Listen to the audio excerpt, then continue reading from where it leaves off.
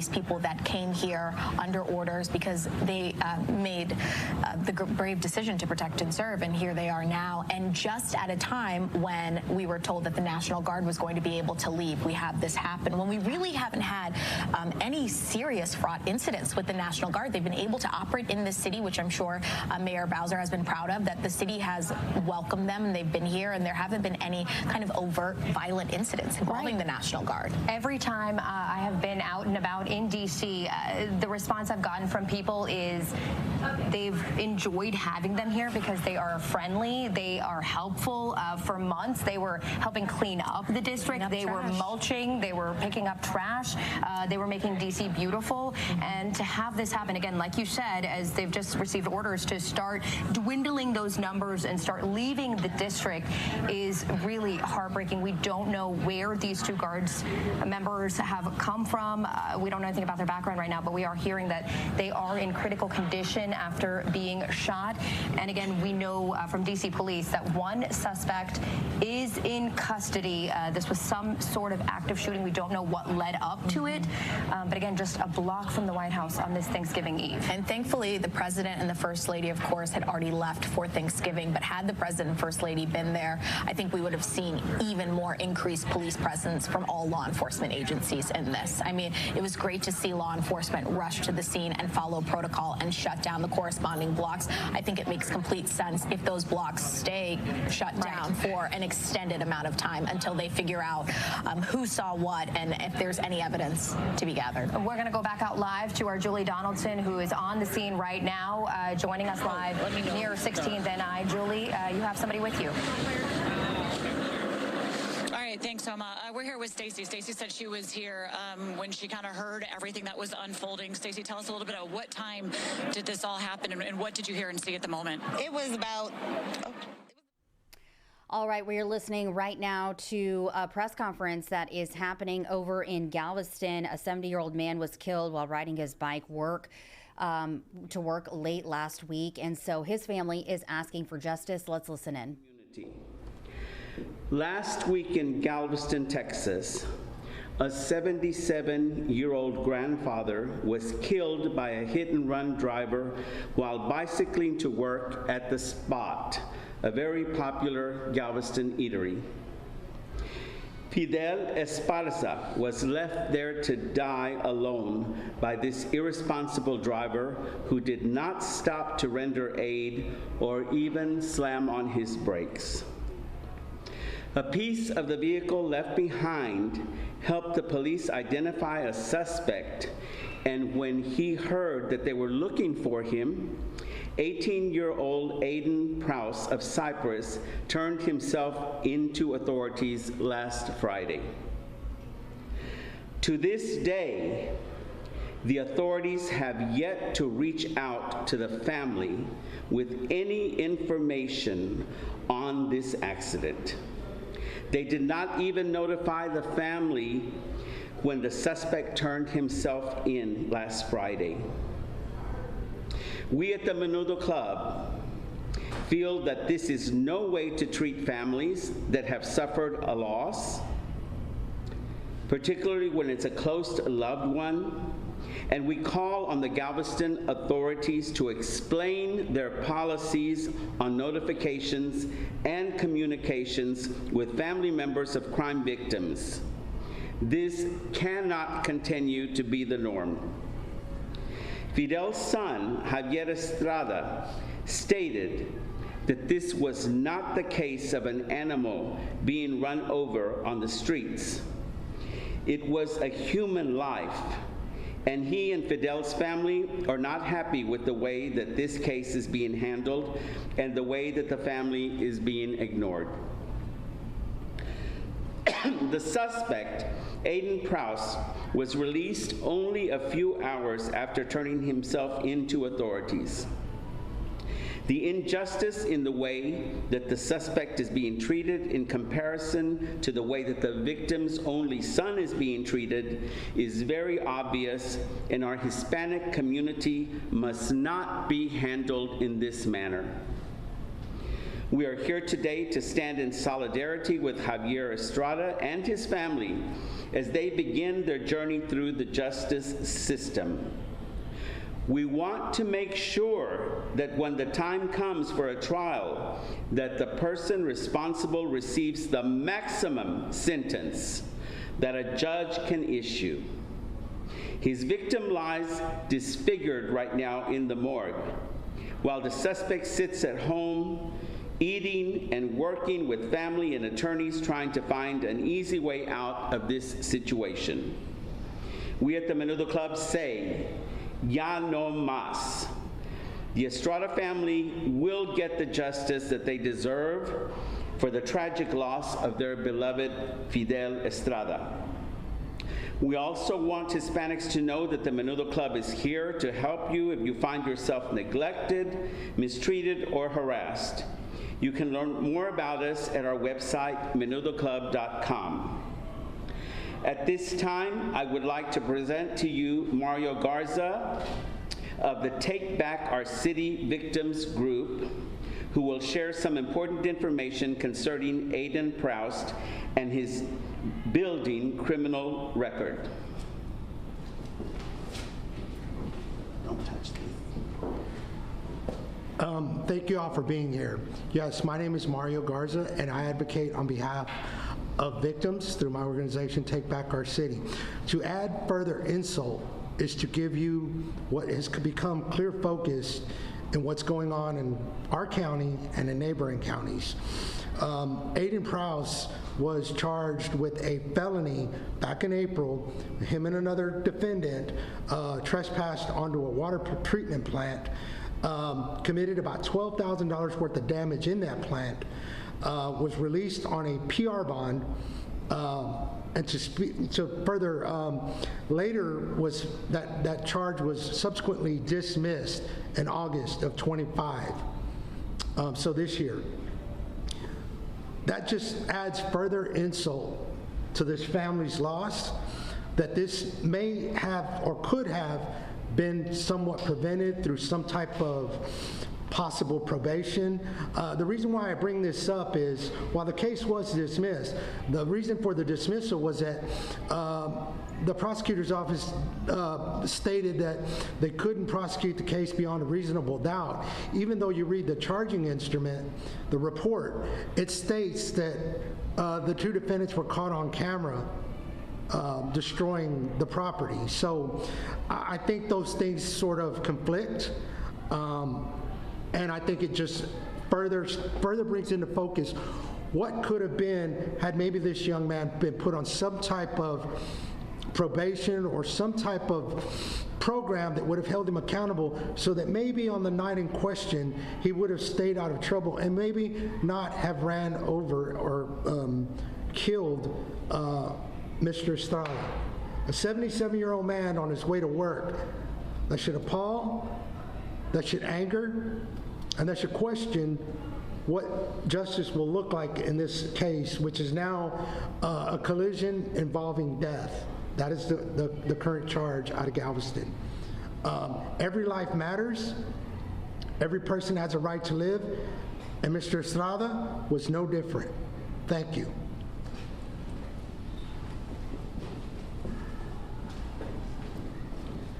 I'm going to call on Javier Estrada to say a few words of thanks to all of you. It will be in Spanish.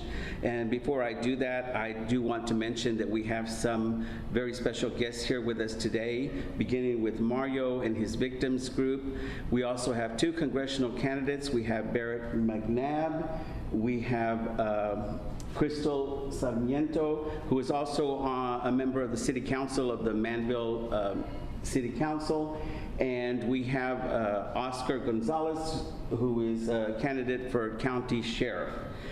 Señor, Javier, quiere decir unas palabras de gracias a la prensa por estar aquí. Venga para acá. Buenas tardes, mi nombre es Javier Estrada.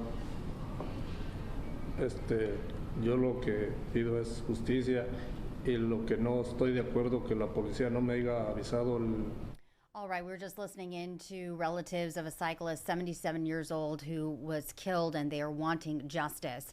We'll be right back.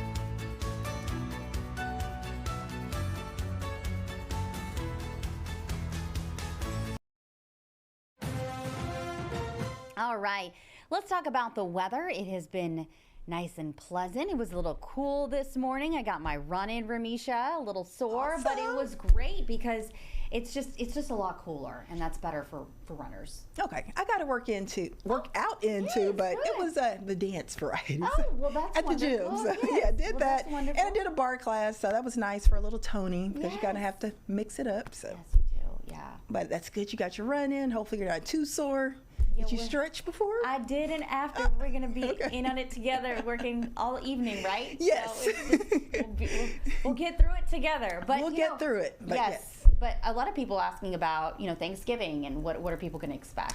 Well, the good news today, Thanksgiving Day, big shopping day on Friday, day after Thanksgiving. Yes. Looking great for our area. So no complaints here, and hopefully you'll enjoy the weather too. Now, one thing I did notice as I was walking out of the gym, there's a chill in the air. The chill has returned. Of course, we've gotten rid of that record heat or near record heat. Still have a few thicker clouds out there, expecting those to kind of thin out as we go through the rest of the afternoon and evening as high pressure builds in, but you will notice it is definitely a bit cooler out there. 71 degrees. We got that breeze coming in out of the north at 9 miles per hour, and dew points are lower in the 40s. So the chill is back, but it's nothing too crazy or too extreme. We've got temps mainly in the upper 60s to low 70s. So 68 in Galveston, pretty breezy there though. Wind out of the north around 16 miles per hour, gust at times over 20 miles per hour. Katy at 68 degrees, Sugar Land 71, Conroe around 68, and Huntsville and College Station around 67. So no longer are we dealing with those temps in the low to middle 80s. I want to show you the 24-hour temperature change because it's been a big drop over the last day or so. Like I said, yesterday in the 80s, today temperatures close to 15 degrees cooler out there, and you will notice it. So it's not coat weather, heavy jacket weather, but you may need the long sleeves or the light jacket, especially with the breeze. Definitely after the sun sets. We're talking about after 5:30 p.m. That is when the jackets may need to come out because those temperatures are going to take a tumble. So if you are going to be driving or flying regionally across the state, maybe over to Louisiana, Mississippi, Oklahoma, Arkansas, New Mexico, the weather should be quiet. But as you get out of the car and as you head inside, of course, you're going to feel the chill. North Texas, 20s and 30s up towards Amarillo, Midland. 40 to 41 degrees in Dallas, and even here in H-Town, temperatures down into the middle 40s, even up towards College Station, Brenham, Livingston. I can't rule out some upper 30s as we go through early Thanksgiving morning. Now, Thanksgiving afternoon shaping up to be awesome. Once again, no major weather issues across the state. Maybe some showers down around Brownsville, but here in Houston, temperatures will be in the upper 60s. So we're looking great as far as travel is concerned for today and tomorrow. Should be quiet for much of the center of the country. Maybe a few showers today and tomorrow across the southeastern U.S., but of course we're still monitoring a big snowstorm up around the Great Lakes. Worst of that staying north of Chicago and Cleveland, but Cleveland now I believe under a lake effect snow warning. So if you're flying there, make sure you're ready for some chill, some wind, and some snow. All right, Ramisha, thank you for that report, and we'll be looking forward to the cooler temperatures continuing. They're here, but I'm looking at next week. Oh. That's when I'll be pulling my coat out. Yes, a little bit because chilly. the models are trending colder. And actually, I was reading some things that the National Weather Service put out, and they're like, we may have to look into maybe the first freeze. Wow. Yeah, all right. It might be a little chilly next week. So. All right. Okay, thanks, Ramisha. Now let's get back to the breaking news that we've been following for you over in Washington, D.C., where we do understand that 3 people were taken to the hospital because of gunshot wounds, possibly National Guard as well. So let's listen in to our Live Now coverage.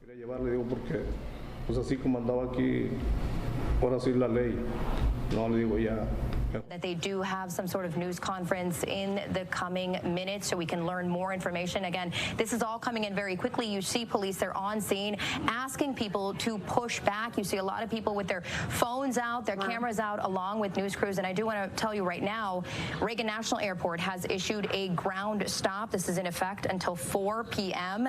They're saying it is due to security, no other information involved, but a ground stop right now at Reagan National Airport. We know hundreds and hundreds of flights are taking off from DCA, Dulles, BWI today as people either head home or come back home to the district, to the DMV for this Thanksgiving holiday. So that will be impacting people's travel plans. This area around 16th, 17th I streets in downtown DC, just near the White House, they're blocking off roads to both pedestrian and vehicular traffic. So there will be many, many impacts of this to come as this investigation really is just beginning. And Armin, when you look at the amount of cameras in that area, there is going to be much to glean. Yes, definitely.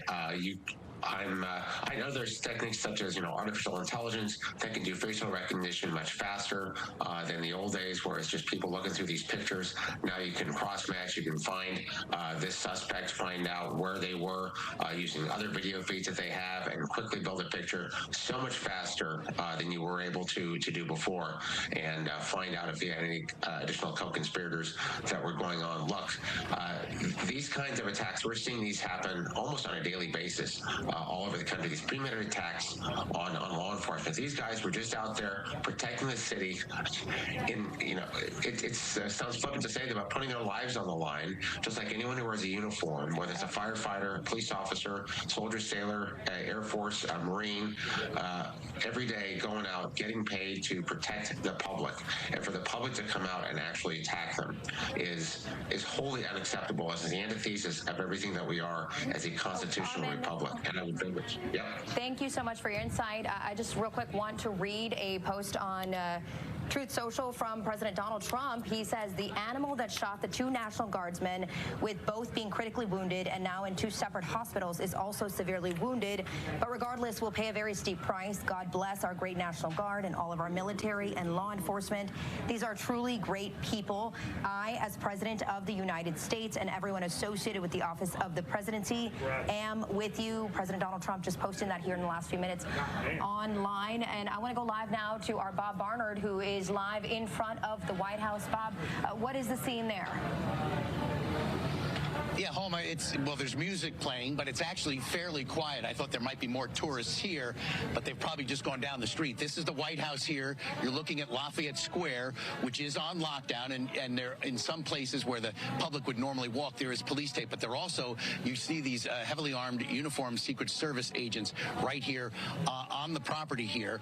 This is National Park Police property, but they appear to be Secret Service officers here. And just as you would see on a normal day, just a small group of people playing music and having a little bit of a protest here.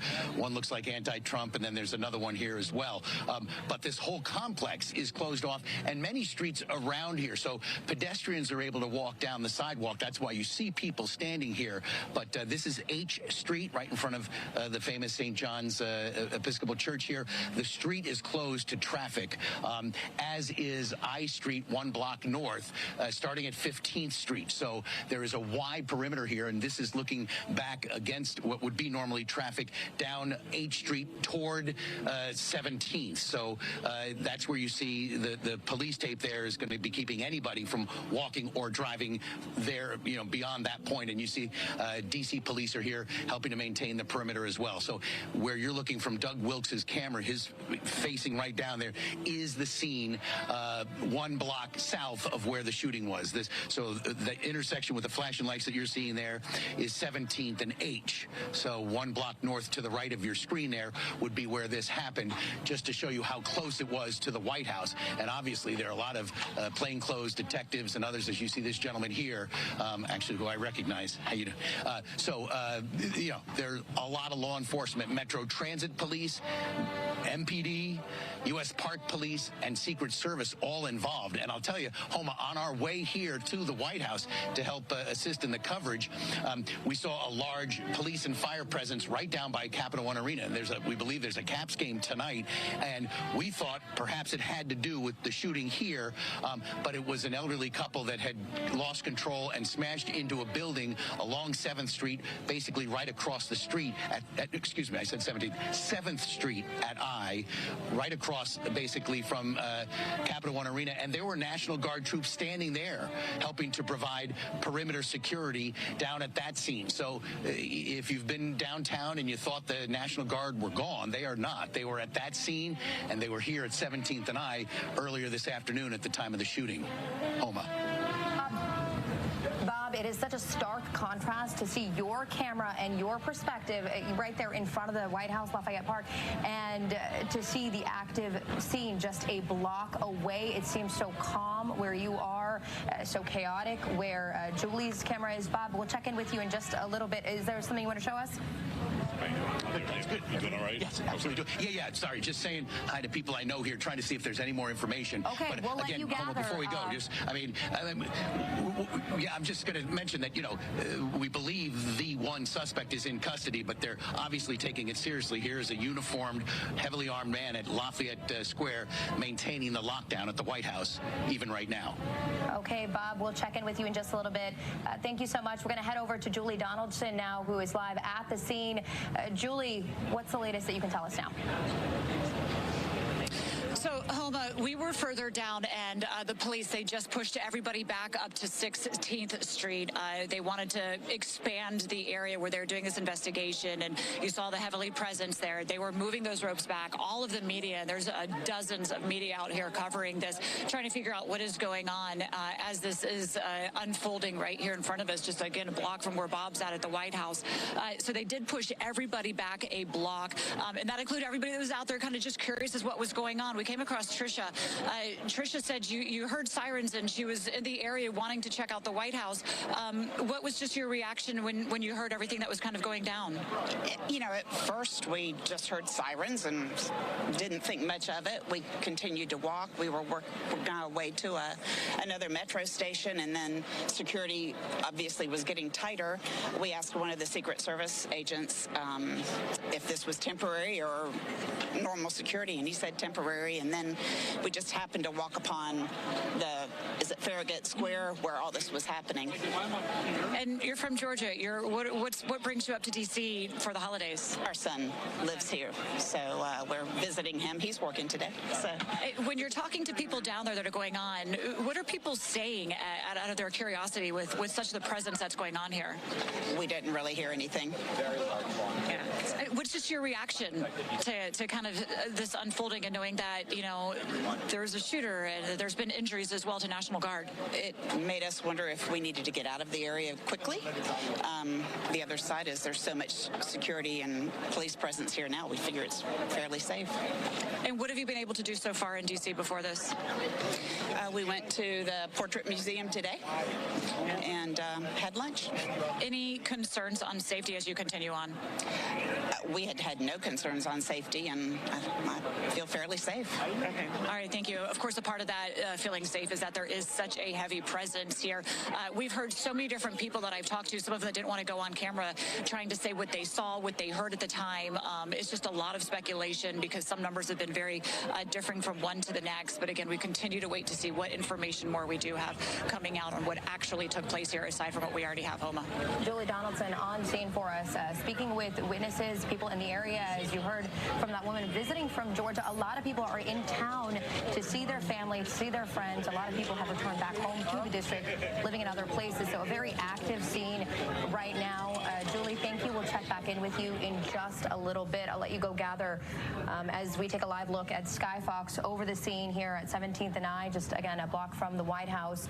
Many streets have been shut down, both to vehicular and pedestrian traffic. If you're just now joining us, we know that 2 National Guard members have been shot. They are in critical condition. A third person, also with a gunshot wound, was transported from the scene. D.C. police saying they do have one person in custody. It is not clear what the connection was here, but the White House is on lockdown. We can tell you the President Trump, and First Lady are not here at the White House. They left for Florida for the Thanksgiving holiday yesterday. Still a very active scene down there in downtown D.C. on this Thanksgiving Eve.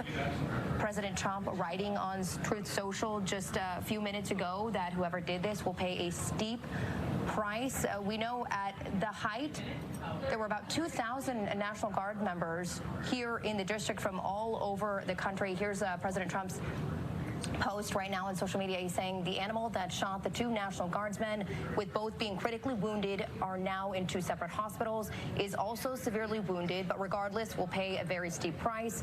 God bless our great National Guard and all of our military and law enforcement. These are truly great people. I, as the President of the United States, and everyone associated with the office of the presidency, am with you. And again, Yemisi, we know that a lot of these Guards members have come from all over the country, many of them young men and women away from home. They signed up to protect and serve, and so far for the months that they have been in D.C. All right, we have been looking into the situation unfolding right now in Washington, D.C.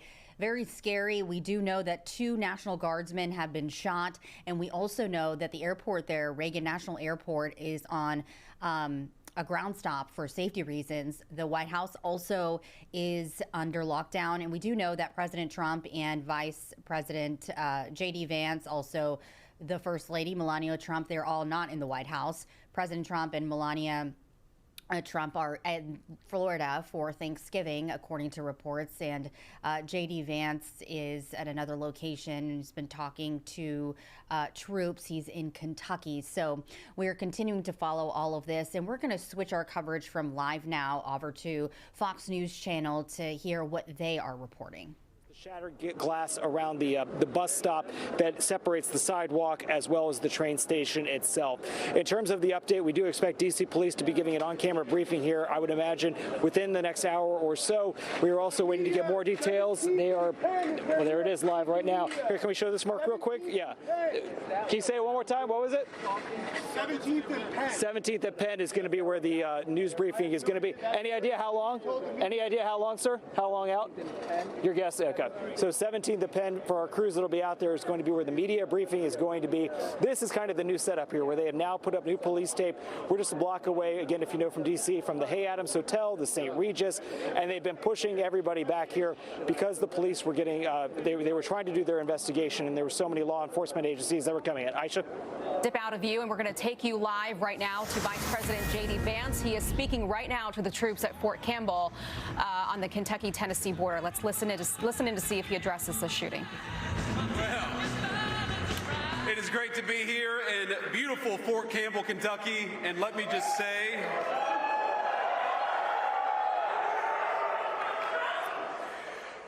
I want to say first, before we get started, on a somber note, we had, and some of you may have seen this on your phones or on social media, but apparently there was a shooting outside the White House just a couple of hours ago.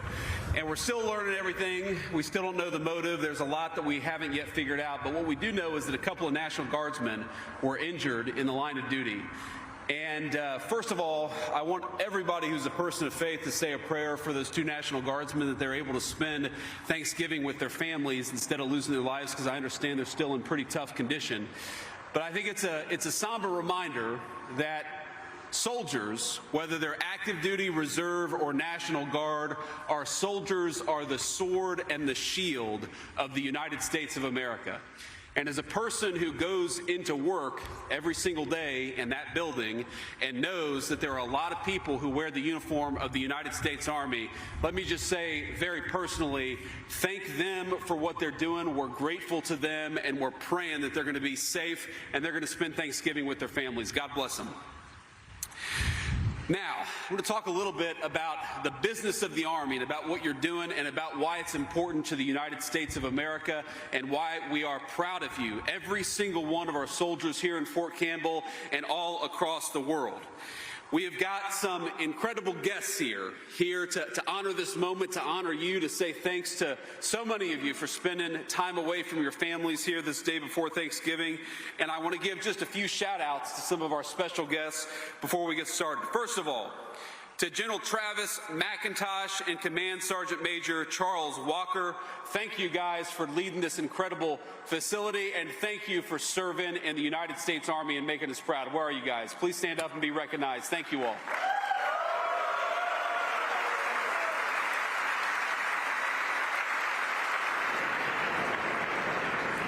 We've got my dear friend Senator Marsha Blackburn. Marsha, please stand up and say hello. And we also have Congressman Rose. Okay, so we're watching live there Vice President J.D. Vance speaking to the troops and saying a prayer and asking everyone in this country right now to say a prayer for the two National Guardsmen that have been shot today near the White House. He said he believes they're still in pretty tough condition and that soldiers are the sword and shield of the United States. Unfortunately, we might have a very sad update here.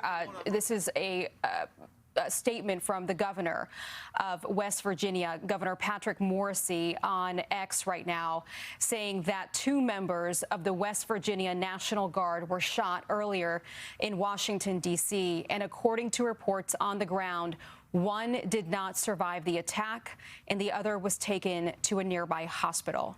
Denise and I are devastated by the news that two members of the West Virginia National Guard were shot earlier today. He goes on to say they're in direct contact with our Guard and other officials, and we are working to obtain the most accurate information as quickly as possible. Our prayers are with these brave service members, their families, and the extraordinary men and women of our Guard who put themselves on the line every day. West Virginia stands united behind them. We will do everything in our power to support their families as they endure this unimaginable loss and will not rest until justice is served. Again, that is the West Virginia Governor, Patrick Morrisey, telling us now that one National Guardsman from his state has tragically. All right, we've been looking and listening to the Fox News Channel coverage. Unfortunately, we have just learned, according to X with the West Virginia governor, he did say that the 2 West Virginia National Guard members have died in the shooting near the White House. We are also closely monitoring Vice President J.D. Vance. He has been speaking to troops over in Kentucky for Thanksgiving. So we haven't heard from Vice President Vance or President Trump in terms of their reaction or their response after the news that unfortunately these 2 West Virginia National Guard members have died in that shooting. Now let's go over to Live Now to hear their coverage of this deadly shooting. Governor Morrisey saying, Denise and I are devastated by the news that 2 members of the West Virginia National Guard were shot earlier today in Washington, D.C. According to reports, both members did not survive. We're in direct contact with our Guard and other officials and are working to obtain the most accurate information as quickly as possible.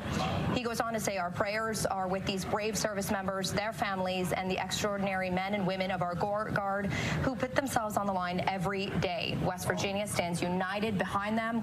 We will do everything in our power to support their families as they endure this unimaginable loss and will not rest until justice is served. If you're just now joining us as we head into the 4 o'clock hour, we can confirm that 2 Guard members from West Virginia were shot and killed just a mere block away from the White House on this Thanksgiving Eve. This happened in the 2 o'clock hour. We know 3 people in total were transported from the scene. We do not know the identity or the condition of that 3rd person, but D.C. police is saying they do have a suspect in custody at this hour. It is not clear if this was a targeted shooting, if this was some sort of ambush.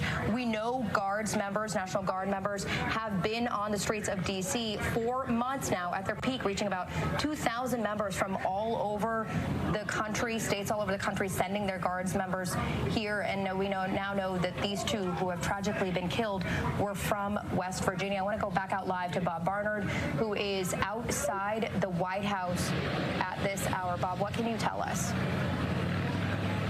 Yeah, Homa, we just saw an MPD command vehicle just pass us here. I mean, the news is hitting folks hard because obviously these were 2 National Guardsmen who were not home for Thanksgiving, working the day before Thanksgiving here in our nation's capital. And we're starting to get reaction to the fact that these 2 Guardsmen, whether they were targeted or not, have been shot and killed here just a block, 2 blocks basically away from the White House. And joining me is Rich and Mike. Rich is visiting for Thanksgiving from Michigan. Mike, you live here. When I shared this news with you, what was your reaction, Rich? It's sad, you know, they're just doing their job. I don't know what happened, but yeah, it's pretty sad.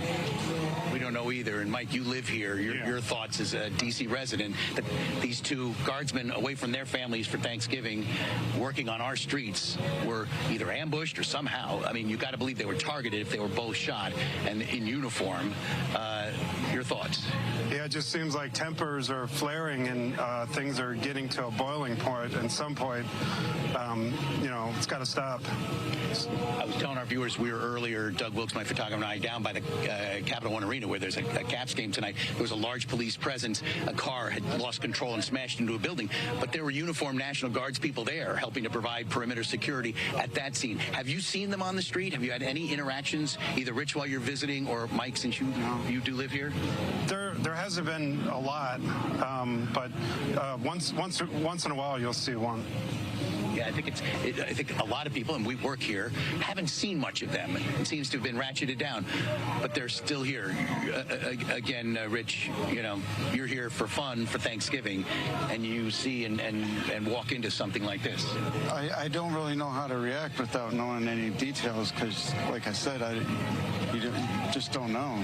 You know, I don't want to give an opinion that's wrong. You know, so. yeah, that's how I would feel about that. Rich, Mike, thank you. Happy Thanksgiving to you guys. And just take a look here. I mean, you see these uniformed Secret Service, heavily armed Secret Service officers here in Lafayette Square because the White House is currently on lockdown, even though the president and first lady are down in Palm Beach for Thanksgiving. I mean, there were tourists here at Lafayette Square, up along the gate, the fencing around the White House there on Pennsylvania Avenue, but now everybody is pushed back out here to H Street. And I want to pan to the right as we see people going down the sidewalk here. This is the next intersection is Connecticut Avenue, and then 17th Street is the next. This is H. One block to the north. To the right would be I Street. But normally there would be cars cruising up and down Houma here along H Street near the White House. And it is open to pedestrians, at least up until Connecticut. But just a shocking turn of events here. I mean, a shooting, and now going from critically wounded to 2 West Virginia National Guardsmen shot and killed on the streets of D.C., which were in kind of a pre-Thanksgiving mood today. We've been down here all day, earlier covering an event at the convention center with Mayor Bowser, who was in a very light mood because she had announced yesterday she would not be seeking a 4th term. And as we were talking with Guy Lambert earlier, after her news conference with reporters, you know, we hadn't seen her in that kind of a light, weight off my shoulders kind of aura in some time. And here, just like an hour later, this happens. So just sadly, a dark pre-Thanksgiving here in our nation's capital. And again, you have 2 West Virginia National Guardsmen. I don't know if it's 2 men, 2 women, man, woman. The ones I saw down at 7th Street near Capital One Arena at that car accident, it was a man and a woman in their fatigues, National Guardsmen. They were here doing a job, and it's just hard to believe. And we'll get more reaction. I mean, I saw Rich and Mike walking by, and when I told them what happened, you know, they were visibly shaken, but as you heard Rich from Michigan saying, what was it all about? We don't know the details, unfortunately.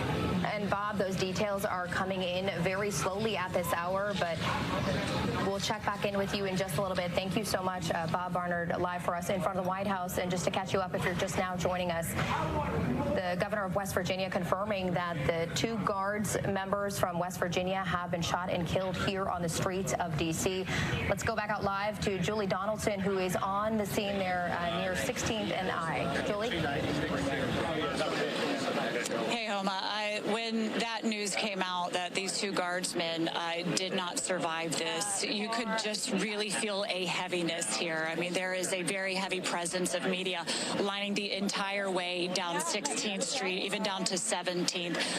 That news, people grasping the severity of what happened here today, and right as you're talking about on the holidays as well. Now, I reached out to the mayor's office and just happened to see a spokesperson that was walking by, and I said, where is the mayor? They said she is here in D.C. for the holidays, so she is in town, and she is currently being briefed on everything that happened here today. As they do get more information, we can expect a press conference from her. We can expect more information coming out as she is currently gathering it herself. But as this remains a very active scene, again, as we were down a block further on 17th Street, and not too long ago, they pushed all the media members back to 16th Street because they wanted to expand this investigation. There's been a lot of talks on how many people were injured. Of course, now we do know that 2 Guardsmen were shot as we do wait more information. But that is all the same information that Mayor Muriel Bowser is getting right now as well. And again, we can expect more information from her office as she gathers and puts that together. You know, I was talking to some National Guardsmen as they were looking into expanding into different districts and different wards, had the opportunity to say, yes, we want these National Guardsmen to come into our neighborhoods for the beautification, to help clean it up, to also just have their presence in order to make the streets safer. A lot of wards selected to have their presence come in. Some said they didn't think that it was anything that was going to do long-term good. They thought their presence there, while it might deter crime for the moment, was more just a Band-Aid. And the second that they would leave their neighborhoods, leave their wards, that the crime would pick up.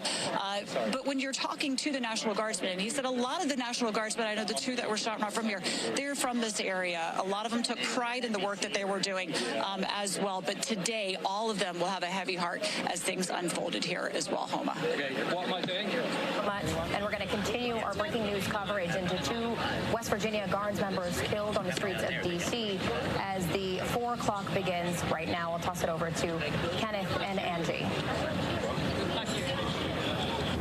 And Yemisi, at this point, we're just getting this information in that these were 2 West Virginia Guards members. Again, they were not home for Thanksgiving. They were here serving on the streets of D.C. We don't know yet if this was an ambush, if this was a planned attack, but the president saying that the shooter was also badly injured. We know 3 people were taken from that scene, so we're still waiting to get those details. We know MPD right now is setting up for a press conference, but we'll head over to the 4 o'clock news and continue our breaking coverage. Guys. Thank you, Homa. Just incredible coverage there. And our continuing coverage here does begin in the 4 o'clock hour after these 2 National Guardsmen targeted outside of the White House, shot and killed. We are following the latest developments here. Yeah, first we want to go straight to the streets where Nana Sinyabonsu is standing by. She is at Farragut Park right now. This is near where the incident happened, where the shooting happened at 17th and I, near Farragut Square. And this is also where we understand, Nana, we are expecting a briefing from officials, and this is the media staging area, and that should happen momentarily, we're told. Hey, Homa, yes, correct. We're told this media briefing can happen anytime soon, but we've just been told to come to this block of 17 and I, again, right by Farragut Square. This is a very large scene. If you can see on the other side of this park is a little closer to where we are told the 2 National Guard members that we now know have passed were shot. You have a lot of tourists here. You have people who live in the area. I was able to speak to a number who said, they actually saw Guard members as we've been covering. These National Guard members have been here for months, helping with the crime in the district. You see them in groups. You see them walking. One tourist said she was having a drink at a cafe. She saw a couple of them, and that's when she heard the shots, but she can't really piece together what took place. All she heard briefly after was sirens, and then an ambulance came. She did say she saw them lift someone and put them on the gurney, but can't confirm who it was. A lot happening, a lot of witnesses. We spoke to one man who's in town from South Carolina about what he saw moments after he saw an ambulance pull up. Take a listen. Okay, so go ahead. So talk to me about what you saw when you got here. When I arrived, there were still police cars coming in from all directions, and the ambulance was across the street. I saw the people take the gurney from the ambulance, go down the street, and in about 10 minutes they came back, and there was a body on that, and I don't know if it was alive or what, but put it in the ambulance, and they drove down the street, and that was it. And since then, it's been massive reporters everywhere. Yeah. I mean, I have to ask you, and if you can speak up just a little bit, what goes through your mind when you hear that at least 2 National Guard members were shot right here in the nation's capital? Oh, my. Shooting anywhere is terrible, and shooting National Guard is also terrible. It's unfortunate that they're here, to be truthful with you, and that's maybe part of the problem. But still, not good, not admissible shootings. And that was just an account of one of many witnesses that are here. A very, 1 second, I believe we're getting an update from police. I see they are putting stands up. I think they were just asking us to stay behind the caution tape. I wanted to give you guys a sense of where we are and where the White House is. This is just about 2 blocks away from the White House. Past the Tate to the left is where the White House is, closer to H Street. So just to kind of give you an idea of the proximity. Okay, police are asking us, to stay on the other side of the caution tape, which we are doing. I just believe some other reporters are getting on the other side. Again, a lot happening here, but we're expecting that update and that briefing. No worries. And as soon as we have it, we'll take it for you right here live. But again, what we can confirm, 2 National Guard members from West Virginia shot and killed here at the nation's capital just a day before Thanksgiving. As soon as we have updates, we'll have it for you. Homa and Kenneth. All right, Nana, thank you so much. And just to reset for our viewers here who are joining us here in the 4 o'clock hour on Fox 5, those shots fired outside the White House in the 2 o'clock hour, 2 National Guards members were hit. Since then, they have been confirmed dead. They were in critical condition when they were rushed to nearby hospitals. We know from the response from President Trump, they were in 2 separate hospitals as there were life-saving measures there. But unfortunately, we've learned that they have been killed. We are hearing from the president. We're hearing from Homeland Security Secretary Kristi Noem at this hour. The White House currently on lockdown, heavy security in that area around the White House. Yeah, we know, as you mentioned, Kenneth, that the president has released a statement.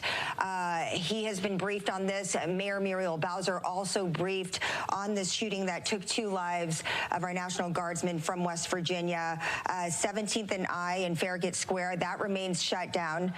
The West Virginia governor also weighing in and confirming that this has been a tremendous loss for his state. I'm sorry, Angie. We just got word there were conflicting reports from the West Virginia governor about the conditions of these National Guardsmen who we've been reporting are dead. I'm going to read this to you right now from Governor Patrick Morrisey there in West Virginia. We are now receiving conflicting reports about the condition of our 2 Guard members and will provide additional updates once we receive more complete information. Our prayers are with these brave service members, their families, and the entire Guard community. With this incident happening, less than 2 hours ago, Angie, this is no surprise that we are getting conflicting reports at this point. But when that social media post came out from the governor that these National Guard troops were indeed killed, obviously that is a credible source for us, and that is what we reported. But now we're hearing the governor say there's conflicting reports. And just to give you some context, when we have breaking news like this, and one that involves so many different officials, so many different agencies. I know alone, just to begin, we're talking D.C. Police, National Guard. We saw the ATF, Federal Protective Services.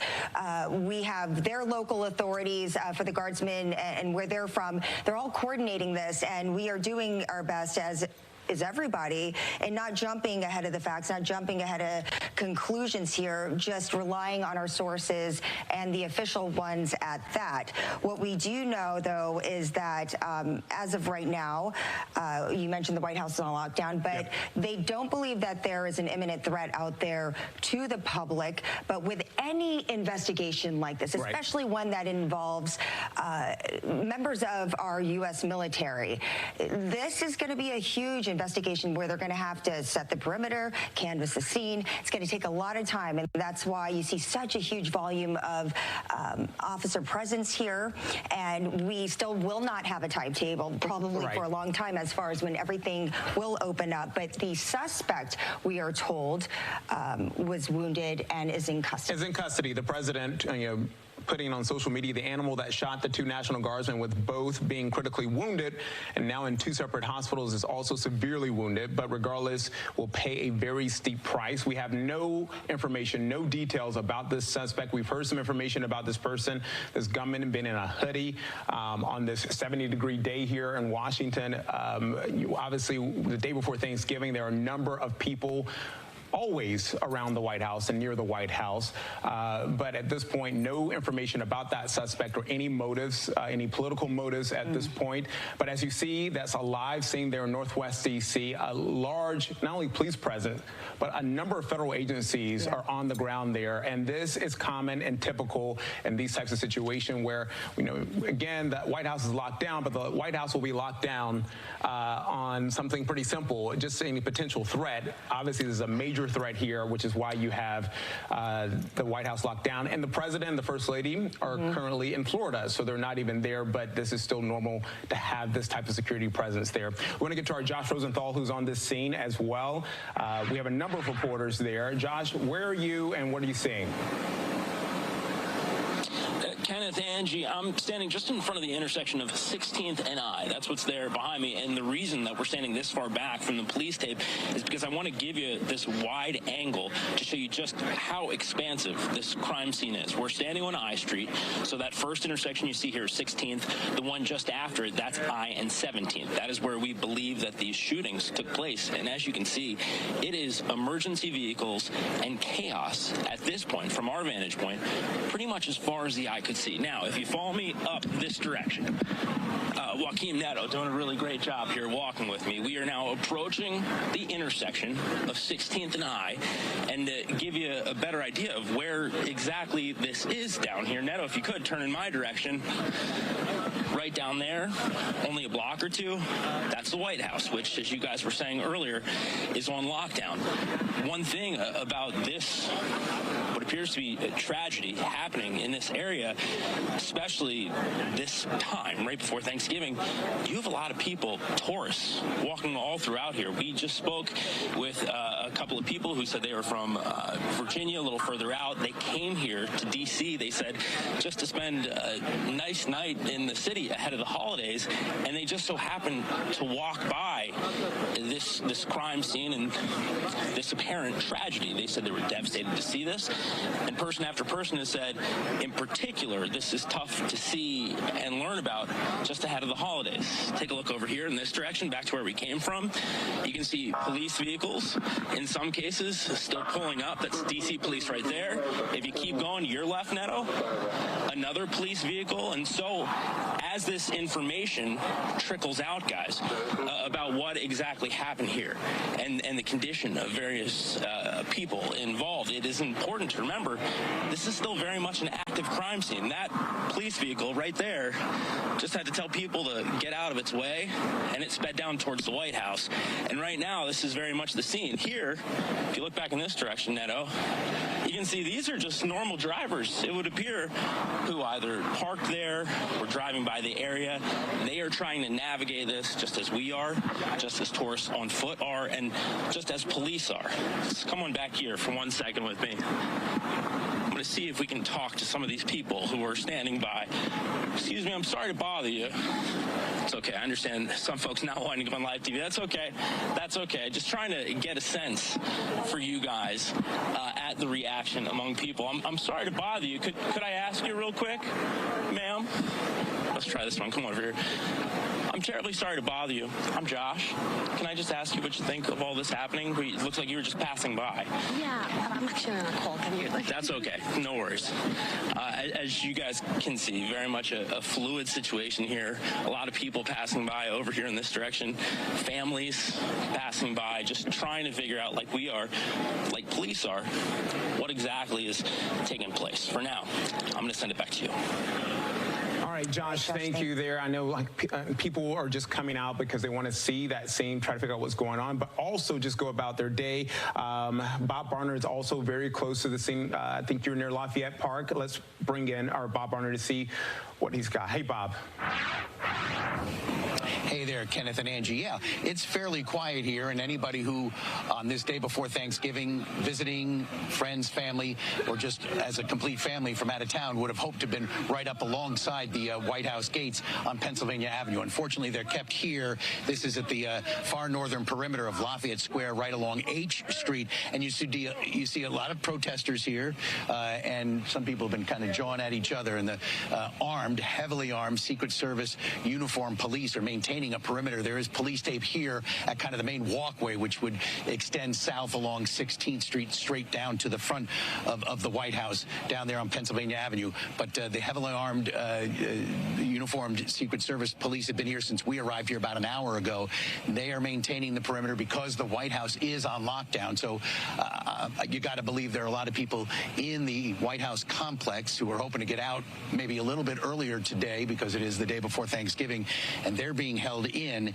Nobody's allowed to advance toward the White House. So you see, not many people here. I mean, there's the pro-Palestinian, release the Epstein files, anti-Trump protesters, but they've been quiet as they realize what's going on here, that the White House is on lockdown, Lafayette Square is closed, a number of the streets in the area are closed as well. And I'm going to have Doug Wilkes pan to the right here in a second and just show you we're on H Street. So some cars are coming this way that are are being turned away from the blocked road down there. The next street west of us, where they're turning from, is Connecticut Avenue.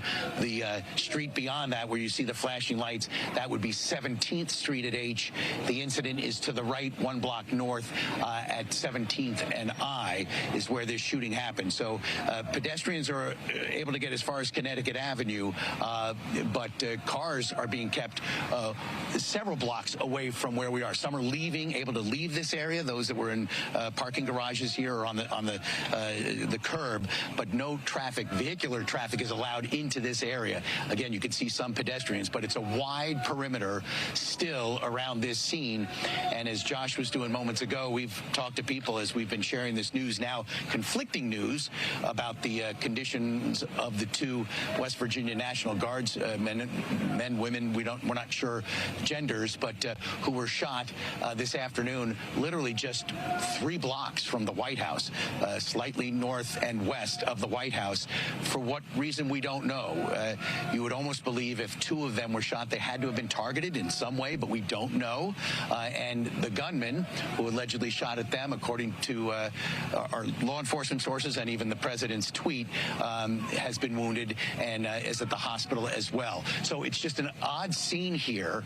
Again, as I come back to the fact that you have a lot of people who are down here for the holiday and wanted to kind of take a look at the White House, and what they're finding is a major crime scene. Well, I think during your last hit or so, you were talking to and delivering the news that that we thought that these guardsmen had been killed. Again, conflicting reports at this point. The governor of West Virginia saying, hold up on that after he confirmed that both members were killed, but now he's saying that there are conflicting reports about the conditions of these 2 guard members. Are you hearing any reaction from the people on the street about these conflicting reports? Yeah, I think what the most the questions I'm getting from folks are what literally happened. Hi, folks, how you doing? Hi, where are you visiting from? Guatemala. Guatemala. Did you hear what happened down the street here? No. But you know the White House grounds are closed. Yes. 2 National Guardsmen. I don't know if in your visit here you've seen National Guard troops on the street. 2 of them have been shot just down the street. We don't know their conditions. Wow. What's your reaction to that? We don't know the scenario that led to them being shot, but there's a chance they didn't make it, but we're not 100% sure. Well, that's sad. I mean, especially around the holidays, I'm pretty sure they have family, and I don't think that's good. It's scary. Yeah. Have you felt like, did you know what was going on? Like that something was going on? Heard. We was wondering what was going on. Yeah. Yes. Yeah. By the demeanor of some folks, some were dancing and making videos. They didn't have any idea what was going on or didn't even ask. But it does seem fairly subdued here. And as you learn this, these were most certainly residents of another state who were away from their families here for Thanksgiving. Yes. That's sad. I guess we just got to pray for them so they can survive. We hope. Thank you very much, ma'am. Have a happy Thanksgiving. All right, guys, that's the latest here from just outside Lafayette Square. The White House remaining on lockdown at this hour. Okay, Bob, thank you so much for that. Part of our boots on the ground there fanned out across the scene where this terrible shooting happened. We now want to go to Rich Giordano. He is a law enforcement expert, former prosecutor, joining us today as these details start to leak out. We're still piecing all of this together, just like everybody else. What can you tell us as far as what this variety of law enforcement agencies that are working together, what they're doing at this point as they try to figure out what led up to this moment? There's a multitude of agencies working together, but they're collecting evidence at the scene. They probably have evidence tech there looking for firearm that may or may not have been used, looking for backpacks, looking for ammo or shells that were discharged. It's still unfolding rapidly. Let's hope and pray that these individuals are still alive and it was just misinformation we all received. I think it's really interesting what Bob was just on, and I think to just to pose, he said, have a happy Thanksgiving. And that's what today should be about.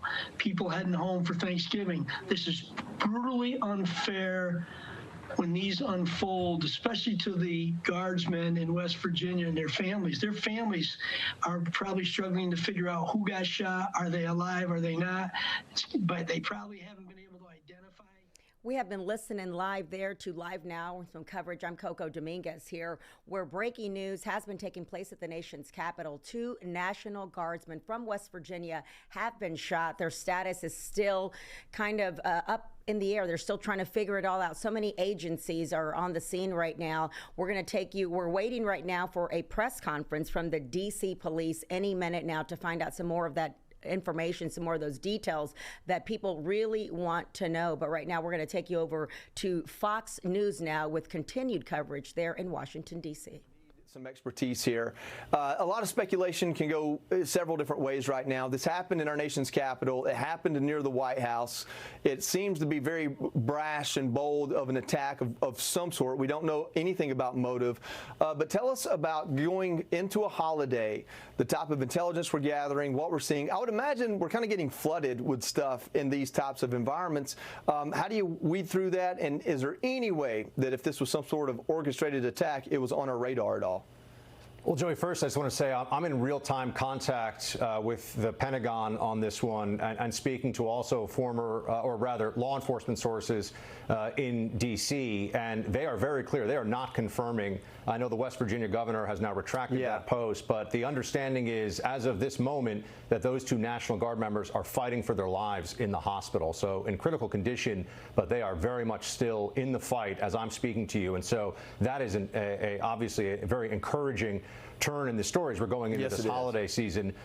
You mentioned I'm formerly at the CIA, but I also spent time in the Counterterrorism Bureau with Paul Morrow, actually. He was one of my senior officers at the time, handling domestic terrorism incidents. And I think that's particularly valuable experience in this moment, because this is clearly some form of targeted political attack, a terrorist attack. I mean, I would say the certainty on this is 95, maybe 99%.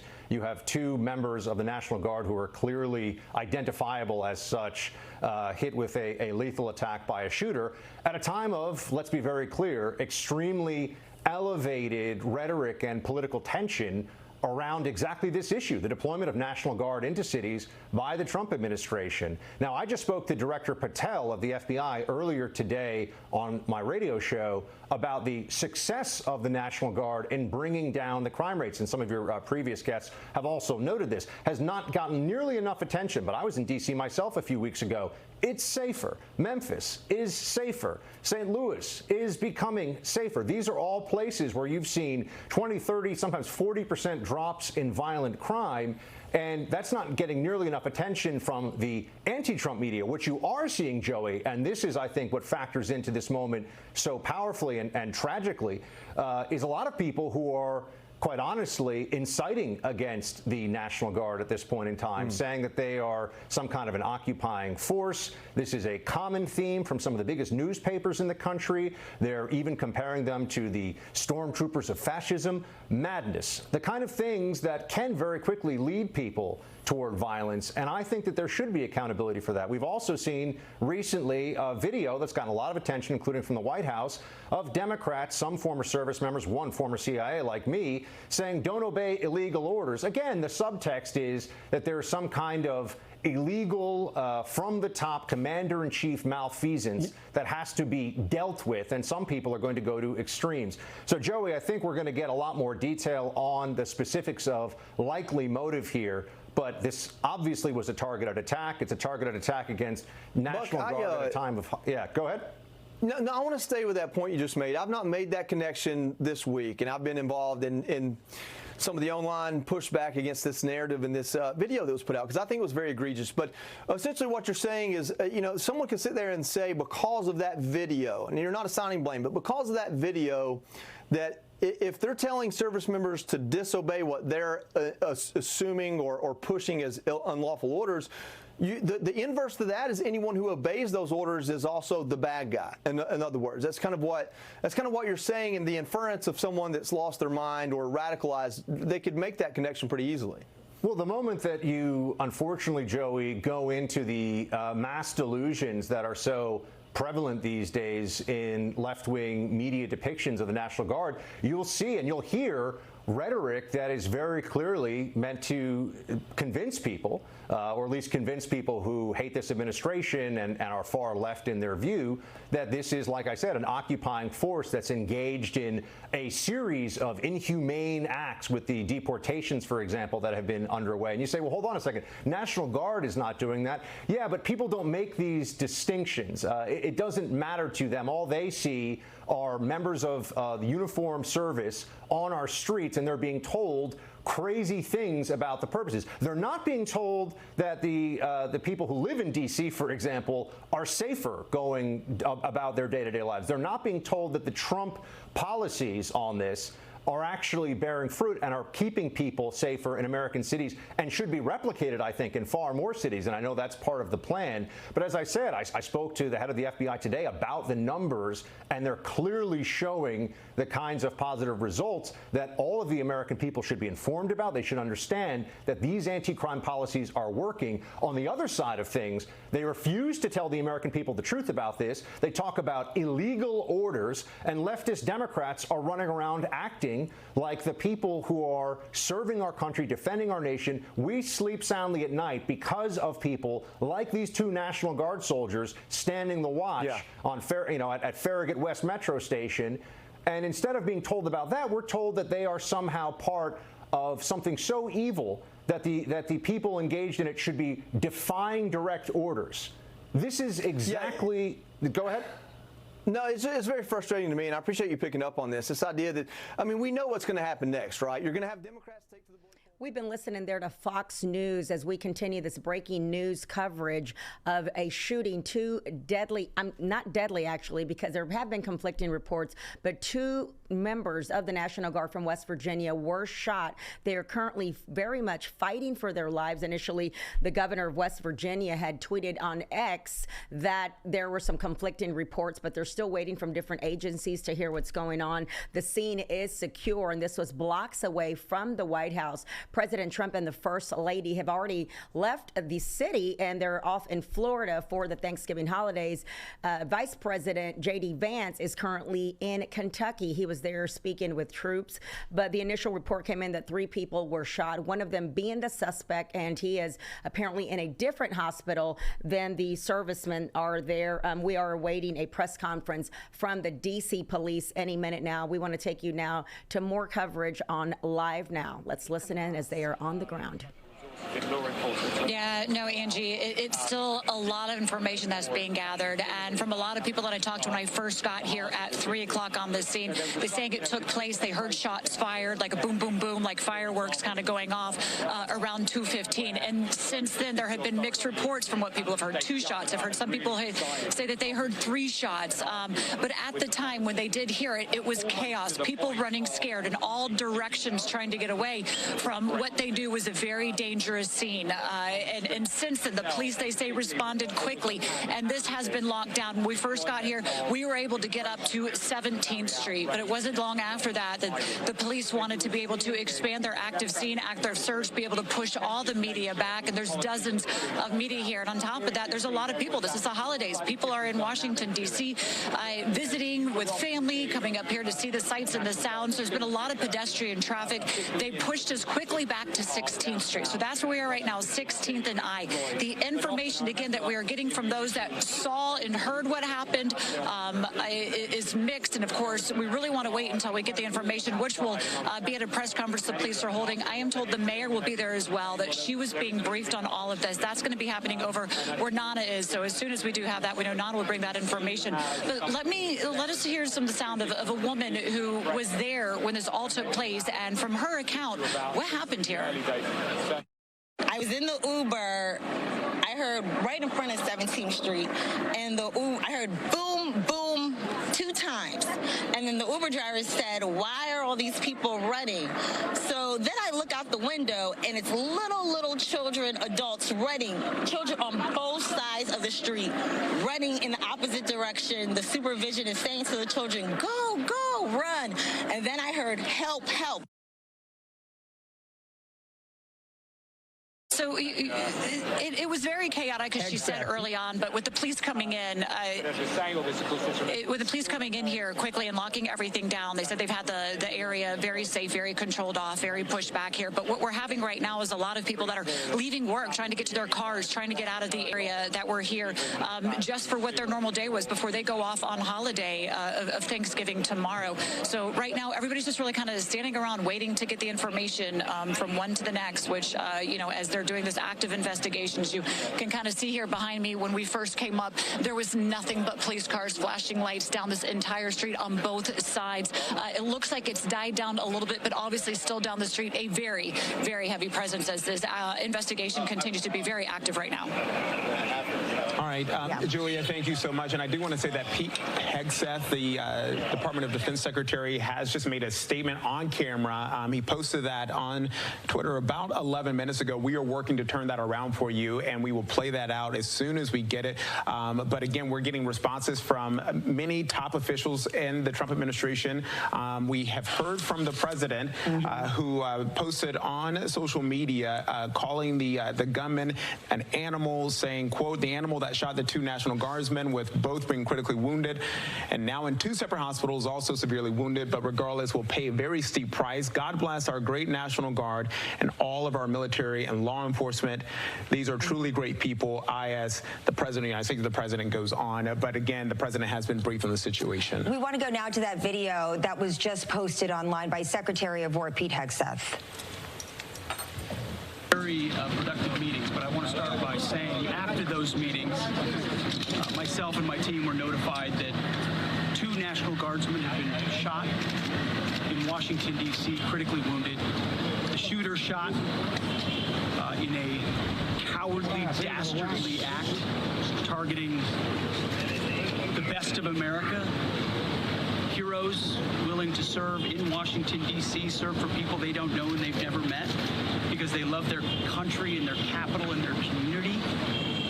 They were willing to do dangerous things others were not because they love their fellow Americans. Someone decided to turn that into targeting National Guardsmen. That will only stiffen our resolve.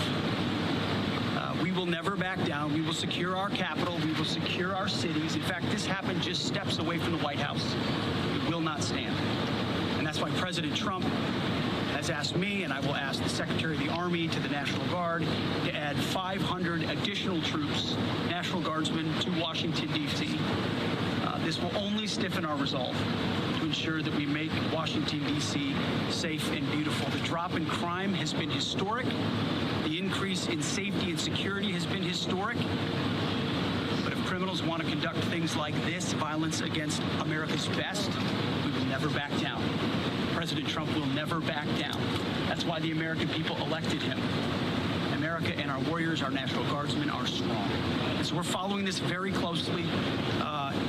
We're getting information rapidly. And I mentioned the faith of this country, the Christian faith, the prayers. I would ask for prayers for our National Guardsmen. Excuse me, Mr. Appeals to heaven for our National Guardsmen, for their families, on bended knee as a War Department, as a nation. Excuse me. We will never back down. Excuse me. Think about them right now. Venezuela. We had a couple of great, productive meetings with the President and Minister of Defense here, where we are dedicated to the counter-cartel effort here.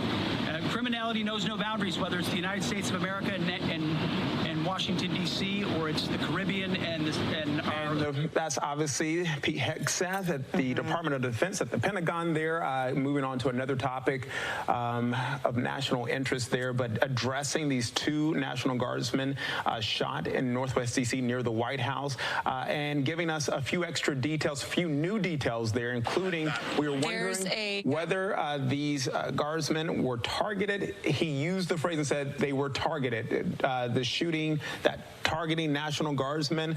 He also added that he will ask the president to add 500 additional National Guard troops on the ground in the district. And obviously, we've been reporting for the past week or so that a judge had ruled that the deployment of these troops was illegal by the president. Yeah, I think it goes without saying, anybody who's been following this since the National Guard arrived here in Washington, D.C. during this takeover back in August, that this activation has not gone without controversy. And the big question also coming out of all of this, which was partially just answered, at least to an immediate response, who knows what will be added onto that afterwards, but is how is this going to change the landscape of this federal surge here in our nation's capital? When you look at the numbers, I think the estimate was like 2,190 National Guard members currently in the district right now. A lot of them from this area, but as we have seen, other states as well. We've talked a little bit about how these are not full-time soldiers, right? These are citizen soldiers. They have a whole nother life. They have a whole nother job, and it's only when they are called to action, called to serve, and in this case, serve the mission of the president in protecting not only the citizens, but the visitors of the city. They answer that call. And so as a result of that, we are now understand that we are going to see an influx. We are going to see Well, he says that he will put in the request to the president. We don't know if that will be approved, and will the president also use this incident to reignite the crime emergency that has, since been ended, months ago in D.C., but yet the National Guard troops remained, and that's been the Attorney General Brian Schwab in the district has fought that. The mayor has fought that. There has, been city leaders who don't want the National Guard troops, or don't think that they're needed, and that D.C. police alone can tackle any crime issues in the city. But we have seen a decrease in crime. The president he noted, I think the other day before he took off for his holiday, that there hasn't been one murder in D.C. in the past 6 months. We know that is not the case. A little hyperbole from the president, perhaps there. But we know there has been a drop in crime. The mayor has noted that. Was it because of the D.C. police? Was it the influx of federal officers? We do know there has been a drop, and it has been because there has been more attention in some high crime areas, even though we could debate this and talk about how the fact that some of these troops were not in some of the most high crime areas, and some of the residents pointed that out.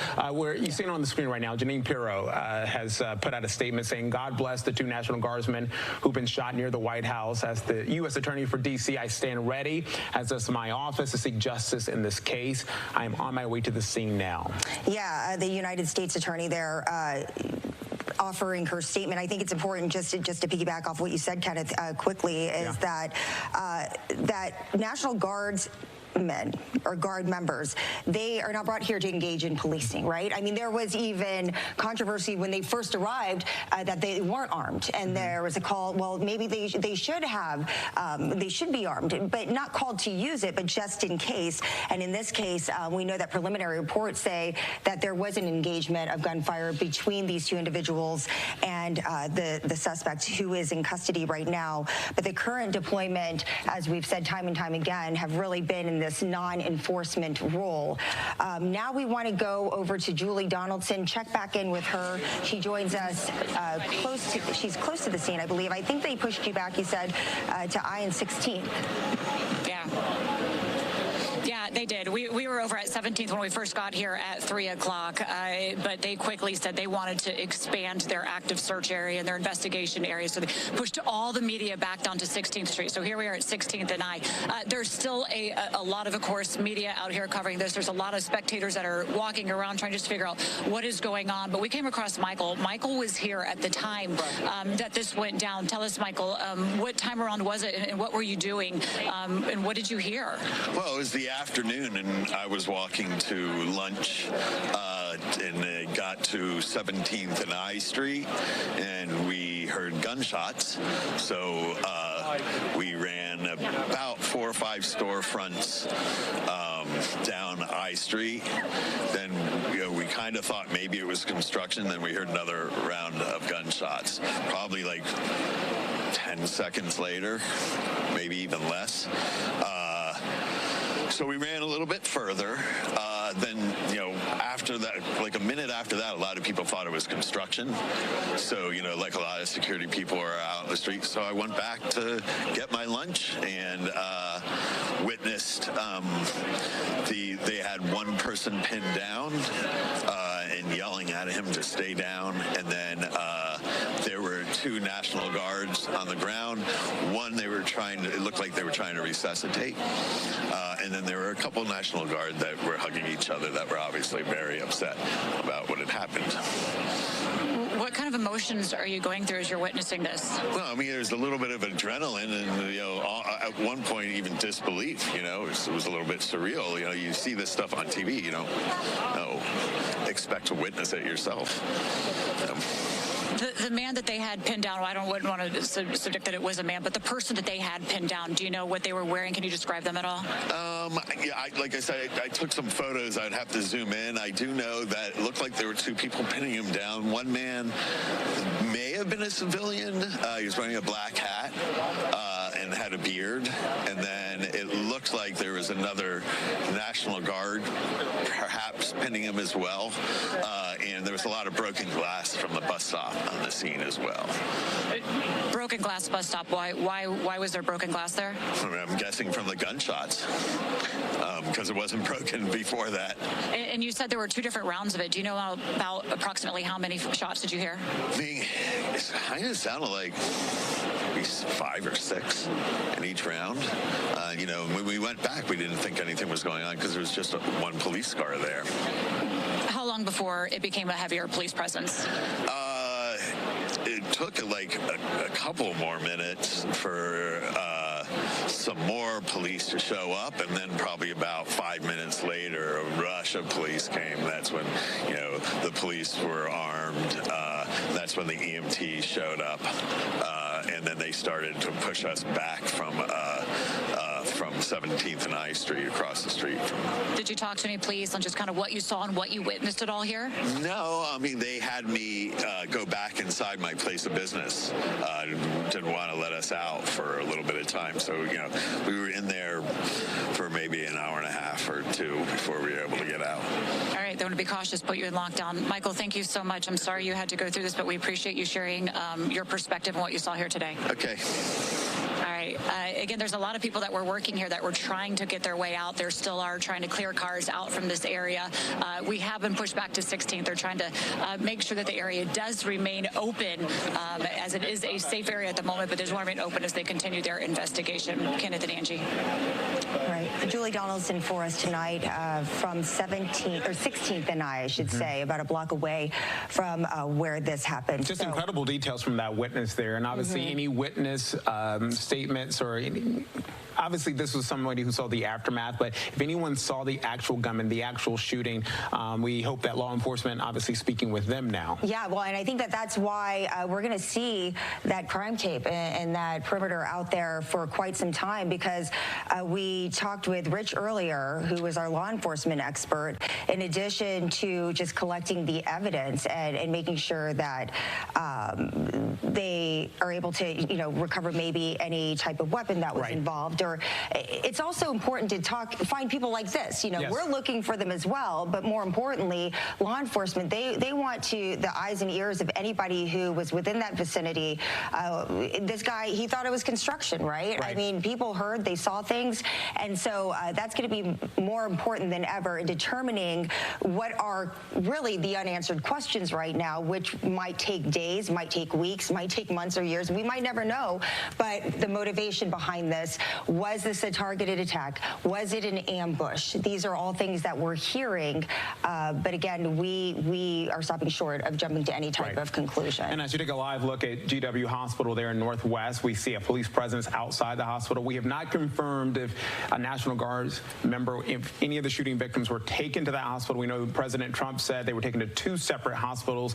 This is the closest hospital to the scene, and we typically see police officers outside the emergency rooms because they handle all types of situations, but we've seen what appears to be a more increased police presence there outside the hospital. Well, we also had reports too that the suspected gunman was injured and was hurt and wounded as well. So I mean, that might be the case as well. Nonetheless, we are there. We want to step away from the continuing coverage there in Washington, D.C. to show you a breaking news story here locally. This is in Northwest Harris County, a potential explosion that is a tank on fire here. Sky Fox is over the scene now. That is Veterans Memorial near West Ritchie. Now, this happened not too long ago. From one point, just not too long ago, you could see their maybe fire department trying to put out the fire or trying to assist in that. But this is in Northwest Harris County right now. This is a live look of our Sky Fox, where there has been an explosion of some sort. There's a tank on fire there. There seem to be two next to each other, but one from a different view we could tell was the one that that was on fire there. So that's happening in Northwest Harris County. If you are in the area, just heed that warning there. Don't try to go too close or try to go towards that area as they're trying to figure out. Information right now is very limited as this is just coming in. The Klein Fire Department is who responded to the scene there. Now this is happening actively. There you can see the fire. The tanker on the left is the one that is where the smoke is, and you can see the water coming there from the Klein Fire Department as they're trying to assist in those efforts. You see all of the water on the ground, so you can tell that's probably been going on for quite some time, where they're trying to put it out from one angle. It doesn't seem like they're going around on the opposite side. But once again, this is Veterans Memorial near West Ritchie in Northwest Harris County.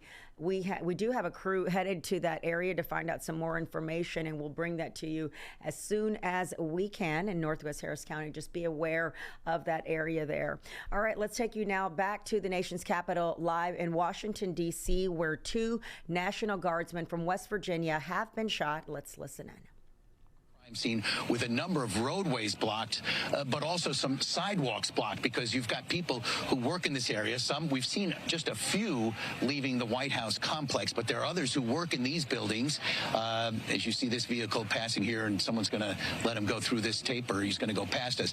But one of the many people, and actually as he goes by, Doug, show these folks just sitting on the wall here. So you've got a lot of people who are hoping to get home because they're probably off the next couple of days to begin their Thanksgiving weekends, and they're stuck here. And one of them also is Brian. Brian, all right, everyone, you are watching live now from Fox 5 DC coverage. We always appreciate their updates. I do want to go out live right now in DC. We do have the DC mayor there, Mayor Bowser, joined with FBI Director Kash Patel. Let's listen right now on Live Now.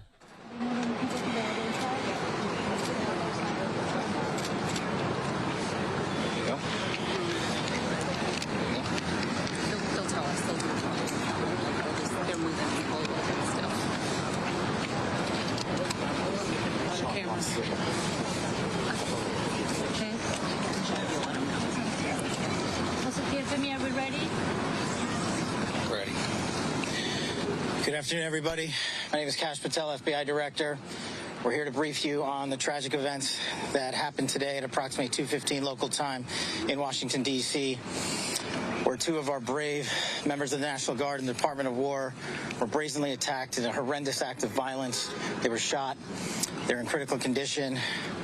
As you can see behind me, we have assembled the full force of both the federal and state and local law enforcement agencies to bring bear all of our resources to make sure we find the perpetrators responsible for this heinous act. And make no mistake, they will be brought to justice. Since this is an assault on a federal law enforcement officer, this will be treated at the federal level as an assault on a federal law enforcement officer. The FBI will lead out on that mission with our interagency partners, to include the Department of Homeland Security, Secret Service, ATF, DEA, and we're thankful for the mayor's assistance in this matter, the Metropolitan Police Department and their skills in investigating homicides and gun shootings in this city is exceptional. We will work together collaboratively because this is a matter of national security, because this is a matter of pride. President Trump has been informed. We've been in contact with the White House. We will shortchange the American public with no resources to make sure we find and safeguard our nation's capital right here in Washington, D.C., and bring anyone responsible for this heinous act of violence to justice. I would lastly like to add to the American public and the world, Please send your prayers to those brave warriors who are in critical condition and their families. They are here serving our country. They are here protecting everyday Americans and citizens around the world in our nation's capital. They are the heroes of this day, and we must remember them on this day and every day, and their families and the sacrifice they have made. I will now turn it over to Chief Carroll of the Metropolitan Police Department. Thank you. Good afternoon, everyone. My name is Jeff Carroll. I'm the Executive Assistant Chief here at the Metropolitan Police Department. At approximately 2:15 this afternoon, members of the D.C. National Guard were on high visibility patrols in the area of 17th and I Street Northwest when a suspect came around the corner, raised his arm with a firearm, and discharged it at the National Guard members. The National Guard members, there were other members that were in the area. They were able to, after some back and forth, able to subdue the individual and bring them into custody. Within moments, members of law enforcement in the area were also able to assist and bring that individual into custody. At this time, as the director mentioned, the National Guard members are being treated at a local hospital. DC Fire and EMS responded to the scene to provide first aid for those individuals and transport them to a local hospital. The suspect in this case was also transported for treatment at a local hospital. Madam Mayor. Thank you. I'm Muriel Bowser. I'm the mayor of Washington, D.C., and I, too, want to send my thoughts and prayers to the families of the Guardsmen and to the Guardsmen who are in critical condition in a local hospital. I am joined by members and leadership from the D.C. National Guard, from the West Virginia National Guard, United States Secret Service, Deputy Mayor Pia, Fire Chief Donnelly, and Metro's General Manager Randy Clark, and we join with the FBI Director in ensuring that MPD investigates, the U.S. Attorney prosecutes this case to the fullest extent of the law. I've had the opportunity to brief U.S. Attorney General Pam Bondi, who was speaking to the President when I called, as well as the United States Attorney Pirro, who assured me that this case will have her office's complete attention. Mayor, was there any other suspect? Chief. Sure. So, no, at this time, there's no indication that there was any other suspect. The one suspect that was involved in this incident, they were shot during the interaction, and they were transported to the hospital for treatment. Mayor, does this validate the need for the National Guard here in D.C.? What we know, Andrea, is that this is a targeted shooting. One individual who appeared to target these Guardsmen, that individual has been taken into custody. Mayor, can you tell us any more details on the condition of the two National Guardsmen and whether or not anyone else was injured? And a quick question follow-up for the FBI Director. You said that we'll make sure we find the perpetrators for this act. So just to clarify, the person believed to be responsible is in custody and there are no other suspects. Sure. So I can start out. Again, Chief Carroll from MPD. So both the individuals, the Guard members, they are in critical condition in a local hospital at this time being treated. At this point, we have no other suspects. We have reviewed video from the area. It appears, like I said, to be a lone gunman that raised a firearm and ambushed these members of the National Guard, and he was quickly taken into custody by other National Guard members and law enforcement members. Have you got any sense of motive? No, at this time, obviously, we're very in the preliminary stages of investigation. There's a lot of things, a lot of agents that are here from various federal agencies, law enforcement agencies. We have the full power of the FBI and our federal partners here in the task force. So we're looking at all those different aspects, but we don't have any motive. Guardsmen armed, sir? The National Guardsmen that were shot, I'm told they were armed. Did they get off shots? At this time, that's part of the preliminary investigation. Can you explain how the suspect was apprehended? Chief. Sure. So how the suspect was apprehended, as I said, the individual, the suspect came around the corner. He immediately started firing a firearm at the two National Guard members. So at that time, there were other National Guard members that were in the area. They heard the gunfire. They actually were able to intervene and to kind of hold down the suspect after he had been shot on the ground until law enforcement got there within moments. And he was shot by a National Guard? At this point, we're still investigating exactly who shot the individual. It's not clear at this time. Were there DC policemen in the area? We don't know what kind of weapon. There was D.C. police. It happened right in front of the Metro, although there is no indication that the perpetrator was on the Metro. So there's Metro Transit Police in the area, and obviously being on 17th Street by the White House, Uniformed Division of Secret Service were in the immediate area as well. What kind of weapon the alleged perpetrator used? We do not know at this time. It's still under investigation. We're going to be able to take a couple more. Has been able to question the suspect, or is his condition circuit. And so, as I said, we're very preliminary in the investigation, so we're looking to all aspects of who the individual is, his connections. At this time, he's still in the hospital receiving treatment. And I would just like, hang on, I would just like to add, the reason that this suspect is in custody is because of the bravery of the men and women of the National Guard who responded due to their extensive training to secure American lives today. There was not any further injury and any further shootings. We should highlight the fact that the men and women of law enforcement, the interagency, the Department of War, and the National Guard executed their training with great precision today and prevented an even greater tragedy from befalling us. These National Guardsmen are heroes, and we must pray for their safety and their speedy recovery. And as the chief said, we are in the preliminary stages of this investigation. We will run down every single lead, every piece of evidence. This is the power of the U.S. government at its best at the state, local, and federal level. That is why this interagency group is standing behind us to assure America and the world that we will continue to keep D.C. safe. And thankfully, we have Metropolitan Police Department, the National Guardsmen, and federal agents, and the Department of Justice and Attorney General willing to prosecute the mission to keep Americans safe. And President Trump has rightly stated that this heinous act will be investigated, and he has thanked the National Guards men and women and the men and women of law enforcement. Thank you.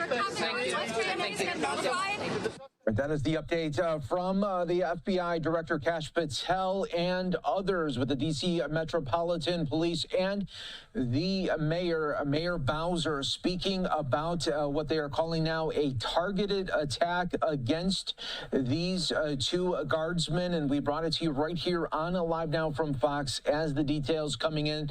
They are still right now at this hour in critical condition. There was a lot of conflicting reports on the status there of those two guardsmen, but we are learning that they are now in critical condition at local hospitals. We want to now continue our coverage on Live Now from Fox. Go back out to Fox 5 DC as they continue this breaking news report.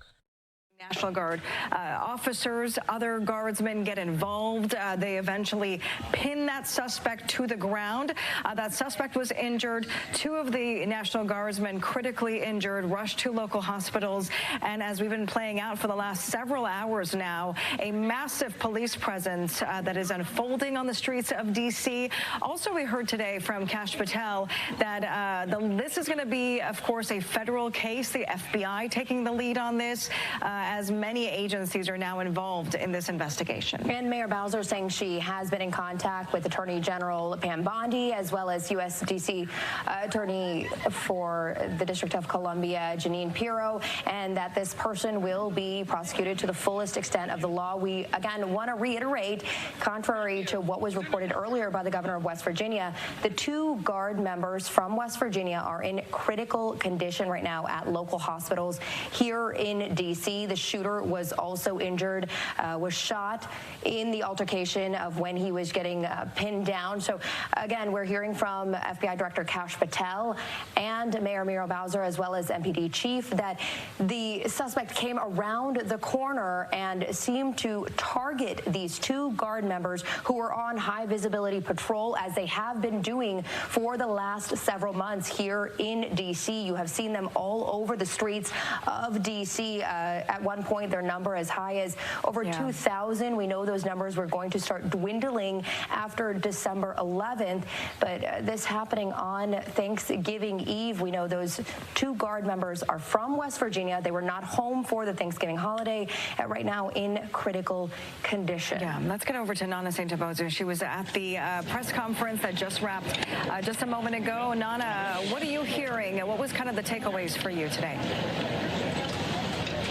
You know, there's still a lot of questions, but we did get a lot of clarification, especially on those two National Guard members. We know that they were taken to an area hospital and they're currently in critical condition. So we got that clarification. We're also learning more about the suspect. We're told that the National Guard members, they were kind of doing that high visibility patrol. If you're familiar with this area, the past couple of months, you see them walking in groups of 3, 4, sometimes 5 or 6. And then we're told the suspect comes around a corner with a weapon weapon. We don't know what kind of weapon was used, and opened fire, basically striking 2 National Guard members. Now, because there's groups of these members, we're told at least one of them also pulled out their weapon, because we know that they are armed, and fired at the suspect, who was also taken to a nearby hospital.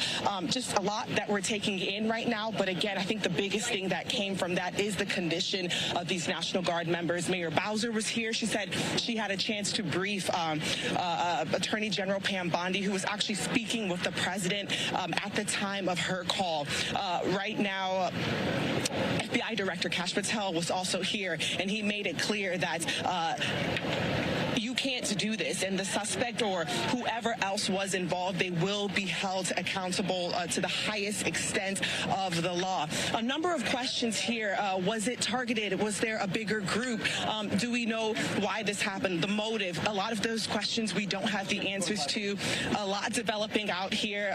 Different moving parts. This is a very large crime scene. Again, I'm just going to step out of the shot just so you can get an idea of where we are. So we're at Farragut Square, the park, and just behind on the other side of the park, maybe a block over to the right, is where the shooting took place, just steps away from the metro, and then another block behind is the White House. But again, we do know that President Trump has been briefed. He has been informed of the situation that is taking place, and we're just on standby here to see what additional information that we can gather here. But some better news than the news that we were reporting about an hour ago. We know that a correction has been made, and those 2 National Guard members are in the hospital right now fighting for their lives. And as the officials here mentioned, they're asking everyone to keep them in your prayers, especially as we enter this holiday weekend, guys. Just so heartbreaking, especially on this holiday weekend. Nana, thank you. Let's get over to Bob Barnard, who is also covering this for us for another vantage point. Bob, if you can hear us, what was kind of interesting today is we are figuring out that this was targeted. The suspect came at the Guardsmen, but also they asked the chief and Mayor Bowser, are there more than one suspect? Yeah. And they said, no, right now it seems like there's just one suspect. That suspect was taken into custody, also injured.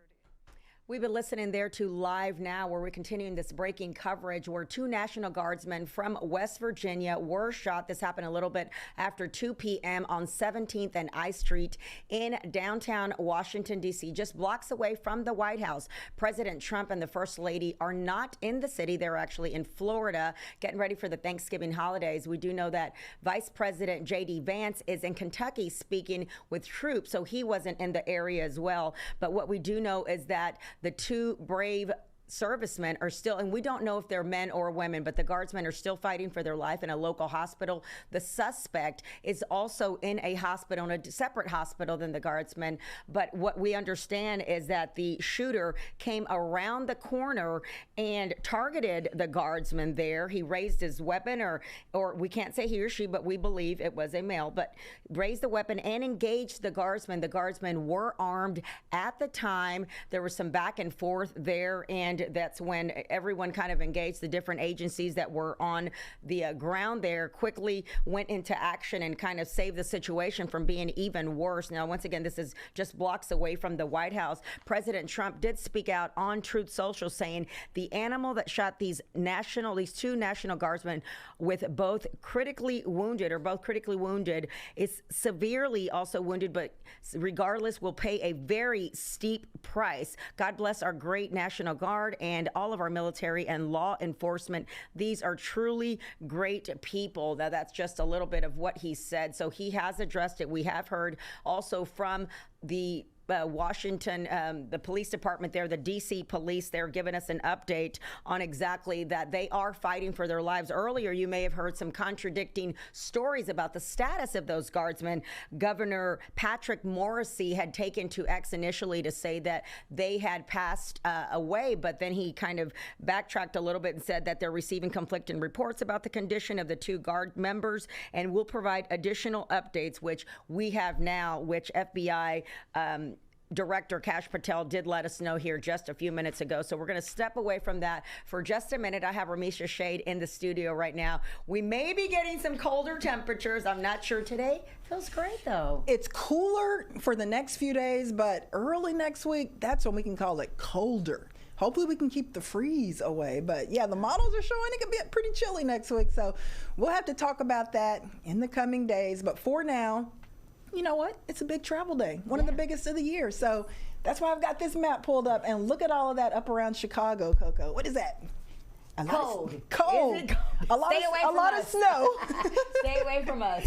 Yeah, it's a lot of snow, and that's been really the biggest travel trouble spot of the day. The Chicago main airport, over 1,100 delays. So we've seen the colors changing on this national airport delay map, from the green to the yellow to the red, dealing with moderate to major delays there, with wind gusts up to 50 to 55 miles per hour, and also some burst of snow as well. You can see that lake effect snow cranking up from Minneapolis to Chicago to Detroit over to Cleveland. Thank goodness, across Texas, Houston, very quiet. Dallas, very quiet. In fact, you'll have to go all the way to the extreme southern part of the state of Texas to find some showers, but across the region, we're pretty quiet and not really seeing any other major airport delays across the country. As far as travel impacts today, biggest impacts are going to be in the Northeast, where we do still have some rain, and of course all of that heavy snow and strong wind from Minneapolis to Chicago to Cleveland. So if you have family, friends flying in from those spots, plan on them potentially being a little delayed. For Thursday, travel impacts will be minimal for much of the country, but there could be some moderate impacts over towards Seattle, Chicago, and up around western parts of New York. Cleveland as well, likely still going to be getting in on some snow. Friday, still the northern portion of the country, northern plains, Great Lakes, still dealing with issues. Now, maybe you're flying away for Thanksgiving. Maybe you've already left. Maybe you're going to be coming back this weekend, or you have family that will be trying to get out this weekend. And look what happens. We've got yellow, which are moderate impacts, red, high impacts for travel, all the way from Dallas to Houston, up towards St. Louis, and all the way up to Chicago. So weather will start to go downhill here this weekend, especially on Saturday. But for now, main travel impact is going to be that heavy snow and wind up around the Great Lakes, Milwaukee, Minneapolis, Detroit, Chicago, Cleveland. So certainly keep that in mind. Though, if you are flying out of Bush Airport, Hobby Airport, not just for the rest of today, but for Thanksgiving, holiday, after the day of Thanksgiving, which will be Friday, Black Friday shopping, of course. And then we've got Saturday. We are going to have pretty quiet conditions, at least through Friday, the day after Thanksgiving. But for Saturday, notice that rain chance really start to jump up to about 80%. So the good news right now, we've got high pressure building in. We're quiet across the region. We are expecting those temperatures to remain fairly comfortable. We're currently close to 70 now. It will be a cool one for tonight. Temperatures dipping into the low to middle 40s across the county. Houston, 45 for that low, so jackets need to come out. Cypress down to 41, Pasadena 46, Channelview 44, but mostly clear skies and no major issues expected.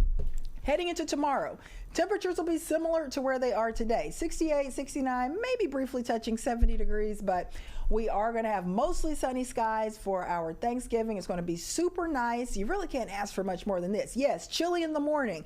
If you are going out to festivities Thanksgiving morning here, maybe a parade, other things outside, it is going to be chilly. So jackets, sweater weather, definitely for the morning, but pleasant, seasonably cool, we'll call it, for the afternoon with temps near 70. We should top out around 70 for our Black Friday shopping, our holiday shopping on Friday. If you are going to be out for some of those early bird specials, maybe for early Friday morning, it is going to be on the chilly side again in the 40s, but by Friday afternoon, we should make it up to around 70. Now, I want to get to the part of the forecast that is looking a little bumpy, a little turbulent for us, and that's the weekend weather. We are expecting more thunder, more rounds of rain, maybe a line of strong storms coming in Saturday night. So we do have that 70 to 80% chance for rain on Saturday, and still a decent shot for some showers on Sunday. So I want to show you our GFS Futurecast. This is one of our long-range models, and you'll see that rain action increasing around 9 a.m. Saturday, scattered showers and storms Saturday afternoon around 5, and then it looks like a more solid line could come through around 10, 11 o'clock. We'll get a bit of a break for part of Sunday, but then another big round likely on Monday. So we're kind of entering into another unsettled, wet, stormy pattern, and it is going to impact some of your weekend holiday plans. In fact, the rain chance is increasing. The rain totals are increasing a bit. This model now showing anywhere from 2 to 3 inches of rain between today and Tuesday, likely most of it Saturday and Monday, but between today and Tuesday, between Houston, Angleton, Galveston, League City, Baytown, and Liberty. So not expecting a huge flood risk, but we are going to have the potential for, of course, some isolated street flooding, especially Saturday and maybe a bit on Monday. So we're watching it closely. Right now, we're not outlook for any severe weather, but there's a chance, especially Saturday evening and Saturday night. Generally, as we look ahead to the first week of December, looking like it could be a little wet, a little stormy, with an above average chance for that rainfall. That will help out the drought situation, but of course, it's the holidays. You want to get out, have some fun, enjoy, do some of the outdoor festivities, and that may kind of damper some of that. But overall, temperatures look to remain about near average or slightly below normal as we go into the first week of December. But like I said, it is looking chillier as we go into early next week. Not a freeze yet, but some models are indicating that we could get into the 30s right here in Houston early next week, at least for the late night temps. All right, easy in, easy out. Hopefully, you know, Houston will be warm before you know it. Yeah, we bounce back quickly, for sure. Absolutely. Thank you so much, Ramisha.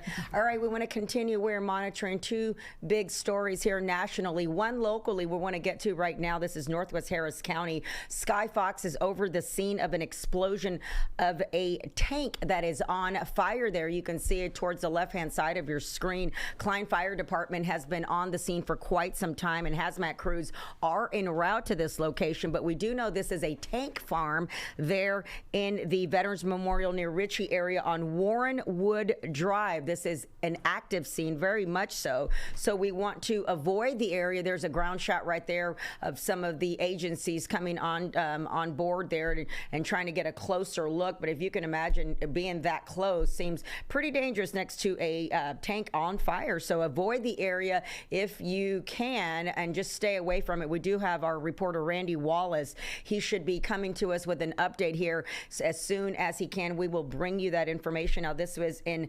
Northwest Harris County. Randy Wallace is going to a staging area where he'll be able to give us more information there coming from Northwest Harris County, and where the hazmat crews are also en route there. There's a Sky Fox shot. It looks pretty aggressive right now. I'm not a big expert on fires, but you can see the Klein Fire Department still trying to put that fire out. You're looking live now at a ground shot from our crew there on the scene, and probably further back. I know the shot looks pretty close, but I'm sure they're zoomed in and are asked to stay as far back to keep our crew safe as well. But we are definitely monitoring this situation there. And if you see the smoke, just stay away from it. This is nowhere to be. I'm sure it's not safe for there.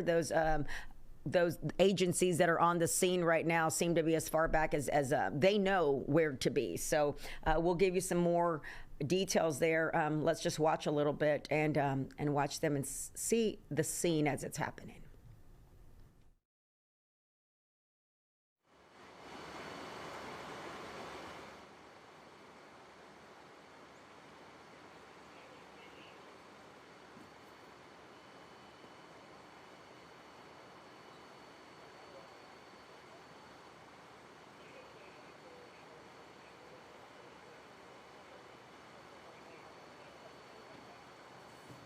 Klein Fire Department trying to put that out, and you can see there the clash of the water and whatever is in that tank. They're kind of making a connection, and pretty dangerous to see how far back that would splash. But we will talk with Randy there at the staging area here coming up as soon as they are available. And I mean, these aren't the type of fires that go out within minutes. You know, it's going to take a while. It may go into the afternoon, but if you can avoid that area, please do. Keep your windows closed. I know Ramisha said it was a great day, but this is not the time to allow that air to come in. And we are on Warren Wood Drive. There is where the tank farm is, and that's where they apparently have a bunch of tanks there. One happens to be on fire there. It's Northwest Harris County near Veterans Memorial and West Ritchie Road. Oh, they have also, according to the producer, a foam truck has also been requested there to the scene. Now, we've seen when those come in, it kind of puts a layer of foam and just assisting what the Klein Fire Department is already doing. The hazmat crews are en route. They may already be there. This is developing right now as we continue to watch it, but it just seems like, I don't know if it gets worse before it gets better, but you see it kind of engulfing there a little bit more. But this is gonna go on for a little bit, quite a while this afternoon, and of course trying to figure out exactly what happened there and how it will affect you there in the neighborhood. All right, we want to get back to another big story that we've been monitoring in our nation's capital, where 2 National Guardsmen from West Virginia have been shot. Now, this was blocks away from the White House. The president and first lady were not in the city. They are in Florida. But what we do know now is that they are in the hospital fighting for their life. The scene has been secured. There's a suspect that is also in a separate hospital. We understand that the suspect came from around the corner there. It says in downtown Washington at 17th and I Street, came around the corner, targeted the guardsmen. And we don't know yet if the guardsmen are men or women yet. We do know it's 2 of them. The suspect raised his weapon and engaged in fire with the guardsmen. They were there. Our guardsmen were armed. They were able to take down the suspect pretty quickly. He was shot. They're not sure exactly where the gunshots came from, but the scene is secure. And Vice President J.D. Vance was not in the city as well. He is in Kentucky talking to troops. But let's listen in to Live Now. They are on the scene. Down at his resort in Palm Beach, Vice President J.D. Vance, who is in Kentucky. Again, so many people traveling for the Thanksgiving holiday.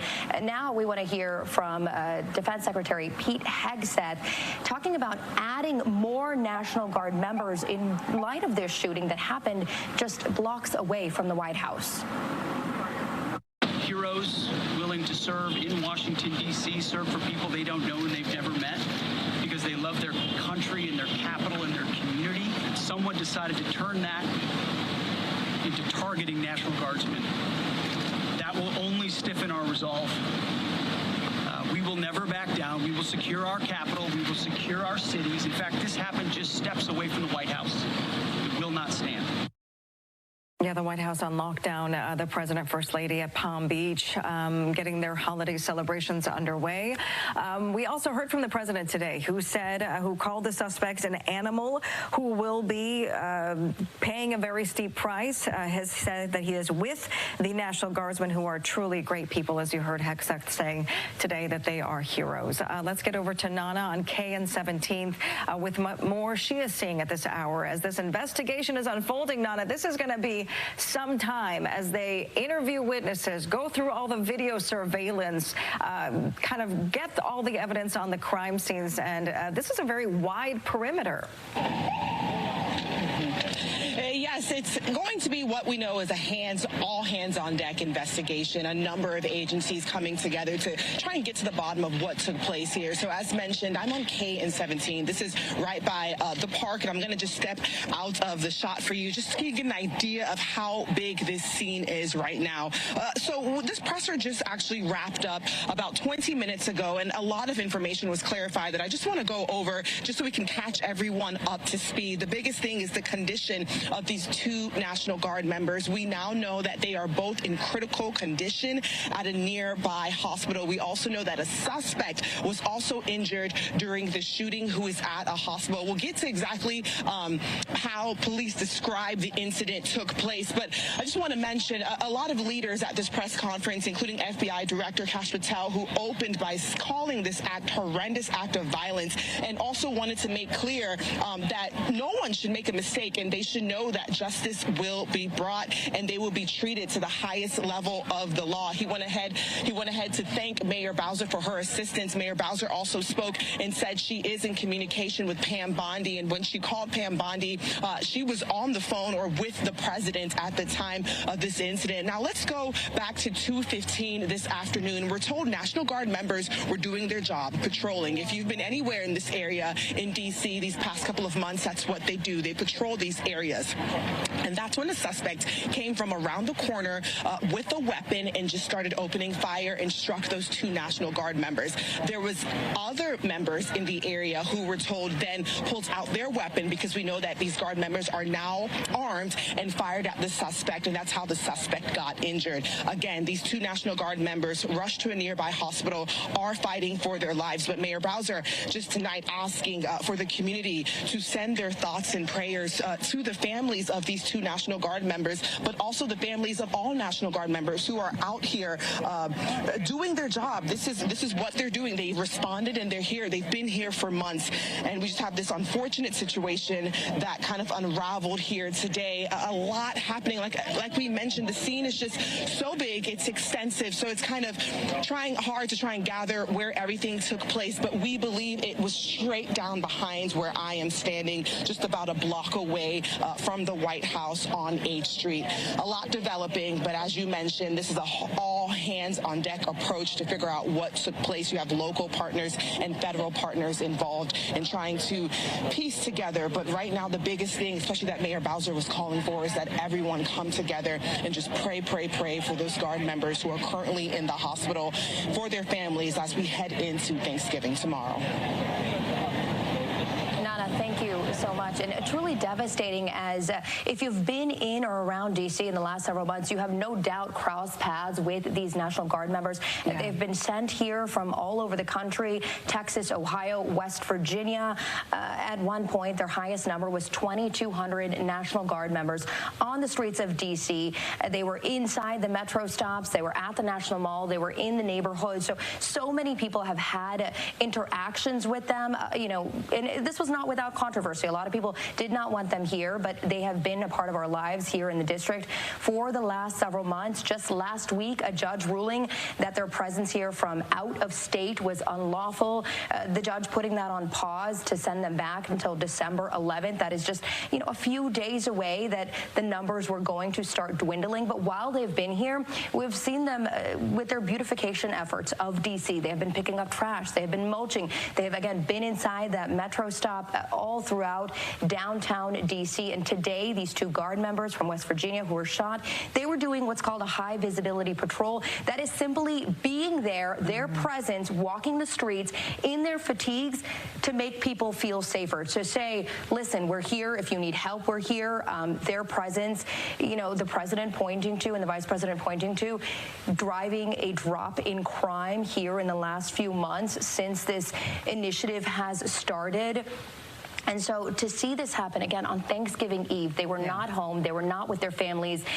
They have been away from their families for months. It is tragic. We're taking a live look right now at a GW hospital less than a mile away, where 3 people were taken from that scene. We know the 2 Guard members who are in critical condition, and one, the shooter, who, again, President Trump is calling an animal. AG Pam Bondi saying they're going to prosecute to the fullest extent of the law. Yeah, I mean, as we take a live look here at the emergency room, a lot of questions remain tonight. What exactly is the current condition of these 2 Guardsmen? As of a few hours ago, critical condition, a lot of prayers, a lot of people hoping and praying for the families. A lot of the Guardsmen, as mentioned here, that have been in Washington, D.C., have no law enforcement background. They are simply volunteering there and dedicating their time to keeping our streets safe. Now, I guess the bigger question now as to what happens from this point on. How does the landscape of D.C. look like with more National Guard troops? But again, this happening a day before the holiday when these Guardsmen were supposed to be with their families is truly heartbreaking. We don't know if it's 2 men, women. That has not been clarified, but clearly the families have been in touch with law enforcement tonight. And of course, that is the hospital where we believe those Guardsmen are being treated. The suspect also at a local hospital as well. Let's get back to Bob Barnard, who is tracking it all for for us from the streets here. Bob, anything that you're hearing? Are you still seeing a lot of folks trying to get to their cars and get back home? Again, it is the night before the holiday. Yeah, Sharon, people are just trying to get out and about, whether they're leaving work or they're visiting town and trying to get somewhere that they can't cross through the crime scene. And so they're trying to figure out how far wide and around they have to go to get where they're going. And there are people we've been seeing all this time. And Brian, who got out a little bit early today on this Wednesday before Thanksgiving, hoping to go home early, is still here now. I will tell you that it's been 3 hours now since the shooting, and the White House remains on lockdown.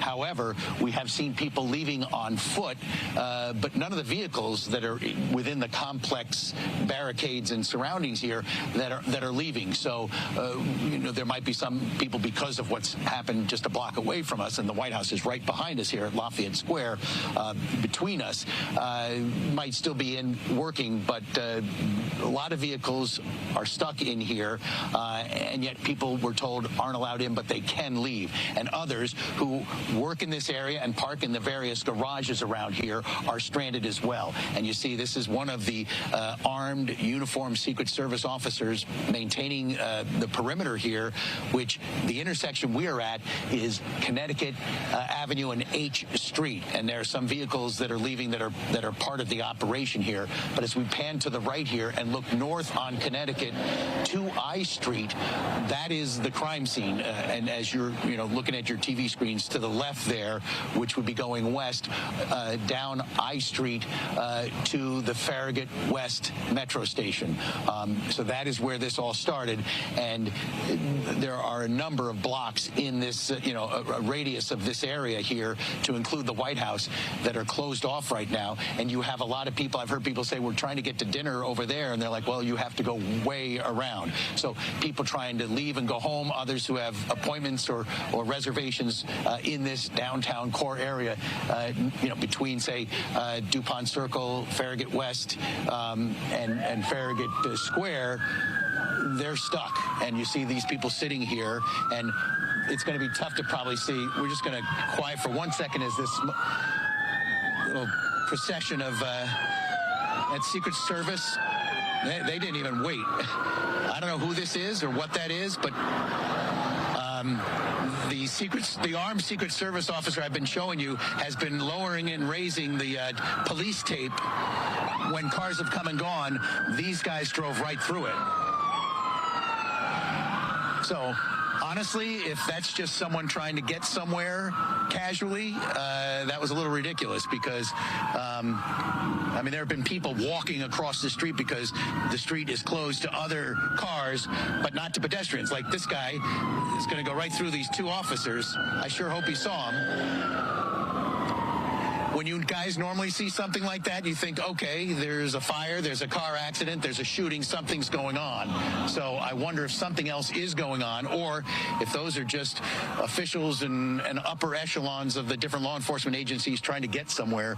They're going awfully fast, and I won't say recklessly, but again, in their path are a lot of pedestrians, because We want to step aside there to take you to some breaking news that we were following a little bit earlier today. This is in Northwest Harris County, where there was an explosion and a tank was on fire there at a tank farm on Warren Wood Drive. This is near Veterans Memorial and West Ritchie. It seems like the fire has been contained from what we're seeing there. We did see earlier, Klein Fire Department had been on the scene for quite some time now, trying to put that fire out. Hazmat crews, I'm sure they were requesting the foam also to assist, but it seems like they have contained the fire there. We're going to hear a little bit more from reporter Randy Wallace there that is in the area. They're still asking people to avoid the area. Still an active scene there in Northwest Harris County. But once again, this was a tank that was on fire. If you look there in the distance, I believe it was the one on the left. It's kind of hard to tell right now, but our crews right there are zooming in, and it's kind of hard, to be honest, to tell from this side. We've been watching. Only one of them was on fire. This is a tank farm, apparently, with more, with several there on the scene in Northwest Harris County on Warrenwood Drive. So just make sure you kind of stay away from that area and let them finish investigating and figure out what's happening there. We're going to hear more from our crews. We're going to take you now back to Washington, D.C., where 2 National Guards members from West Virginia were shot hours ago. Let's listen in. An incredibly heavy national and local police presence. We join with the FBI director in ensuring that MPD investigates, the U.S. attorney prosecutes this case to the fullest extent of the law. This is a targeted shooting. One individual who appeared to target these guardsmen, that individual has been taken into custody.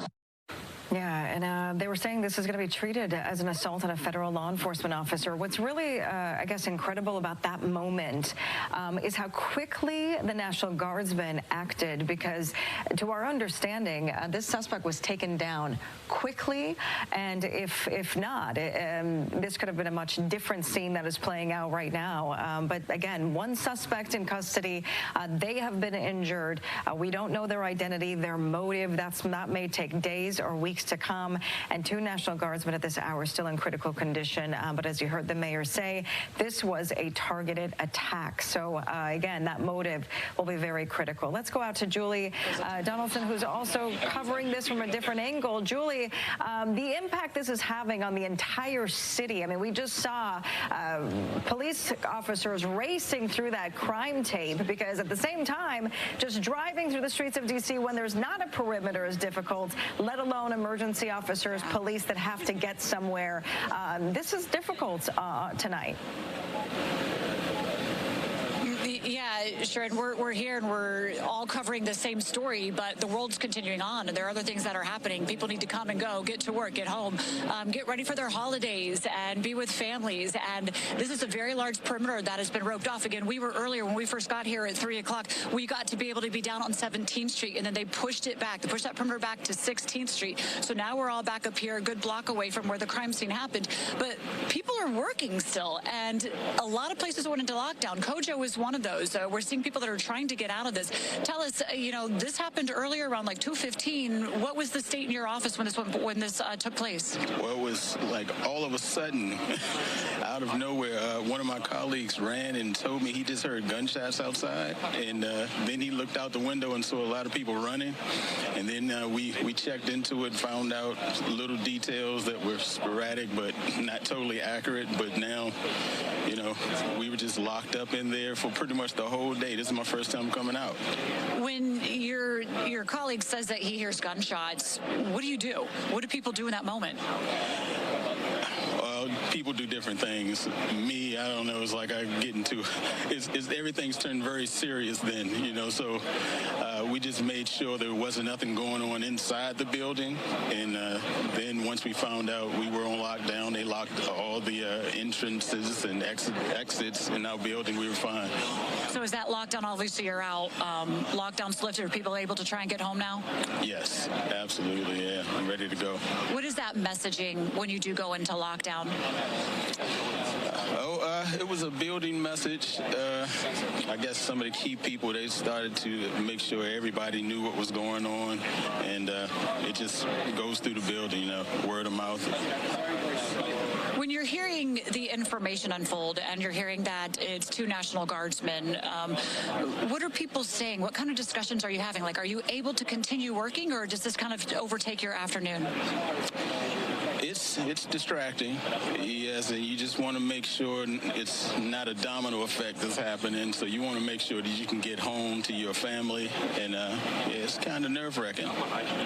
Speaking of family, did you need to call them and let them know that you're safe, knowing that you work right here where this took place? I did, yeah. I had to call my wife, and I called a couple of friends that know I'm down this way, and they were saying they were watching it on the news, and they were just checking in on me as well, so. Yeah. How are you you doing right now? Well, I'm fine right now. Yeah, I'm fine right now. It seems like they have it all under control. And we know Kojo is coming out here, some leftovers from a holiday party. So I know you want to get home to your wife. Again, this day being just so unfortunate of people thinking they're going to celebrate with their colleagues and go to work and be able to go home to their families. And this is so disruptive. Thank you so much for sharing your story with us. Let me send it back to you guys in the studio. All right, Julie, thank you so much. And as all of this is unfolding, of course, not only here in the nation's capital, but across the nation, we are hearing people respond to this horrific crisis that we are dealing with here in D.C. Of course, we heard from President Trump calling the suspect an animal, that he will pay the ultimate price. Also thanking the brave men and women of the National Guard, saying, I am with you as your president. There was some conflicting reports earlier when we heard from West Virginia's Governor Patrick Morrisey, but he does write, our prayers are with these brave service members, their families, the extraordinary men and women of the Guard who put themselves on the line every day. West Virginia stands united behind them, and we will not rest until justice is served. I know a lot of other people, Homa, have been kind of weighing in across the country. Vice President J.D. Vance is in Kentucky, again, for the Thanksgiving holiday. He has said he's praying for the National Guard members who have been shot, again, in critical condition at this hour at a nearby hospital. He says they are sword and shield. We know Defense Secretary Pete Hegseth has said he spoke to President Trump, and they will be boosting the number of National Guard troops who are deployed here in the district. Right now, they're at 2,200. They want to add an additional 500 troops, saying the goal is simply to make D.C. safe and beautiful again. So we have heard, from leaders all over the country. At this hour, again, these two National Guard members right now in critical condition. The shooter has reportedly also been shot, suffering a gunshot wound when he was taken down. Mayor Bowser and FBI Director Kash Patel saying this was a targeted attack, that the shooter came out from behind a corner, targeted these two Guard members who were doing a high visibility patrol, as we have seen them doing for months here on district streets right now. So let's go back out live to our Josh Rosenthal, who is on 16th and I. Josh, what are you seeing at this hour? Yeah, guys, that's exactly right. We're standing at the intersection of 16th and I. This isn't far from where we just heard from Julie earlier. And if you just briefly look in that direction, the shootings took place at 17th and I, so one block up that way. If you follow me over here, this is towards the White House, which is only about 2 blocks in that direction. I want to introduce you to Laura. Laura just walked up, started talking to us, and Laura works at 17th and Penn. You left work early today, you said, and you came back here, and why was that? I came back. I actually just wanted to see the scene and say a prayer. I've had a lot of recent exposure to the National Guard because I work at 17th and Penn, obviously across from the White House, but also at Logan Circle, which is nearby. And I just have seen the good that they're doing. The crime is down, and I want my friends in the suburbs to know that they are not militant at all. I have seen them work with homeless people and help them get to a shelter. They've actually been quite kind. You can breathe again around here. When a couple of months ago, before they started working here, someone was actually shot in Logan Circle and murdered. And this is because crime has changed in D.C. over the past 18 months. Just the way it's being done. Teenagers are now getting out of SUVs and running around. It's not the typical crime that it used to be. And Laura, if I may jump in, no, it's okay, and thank you so much for talking to us.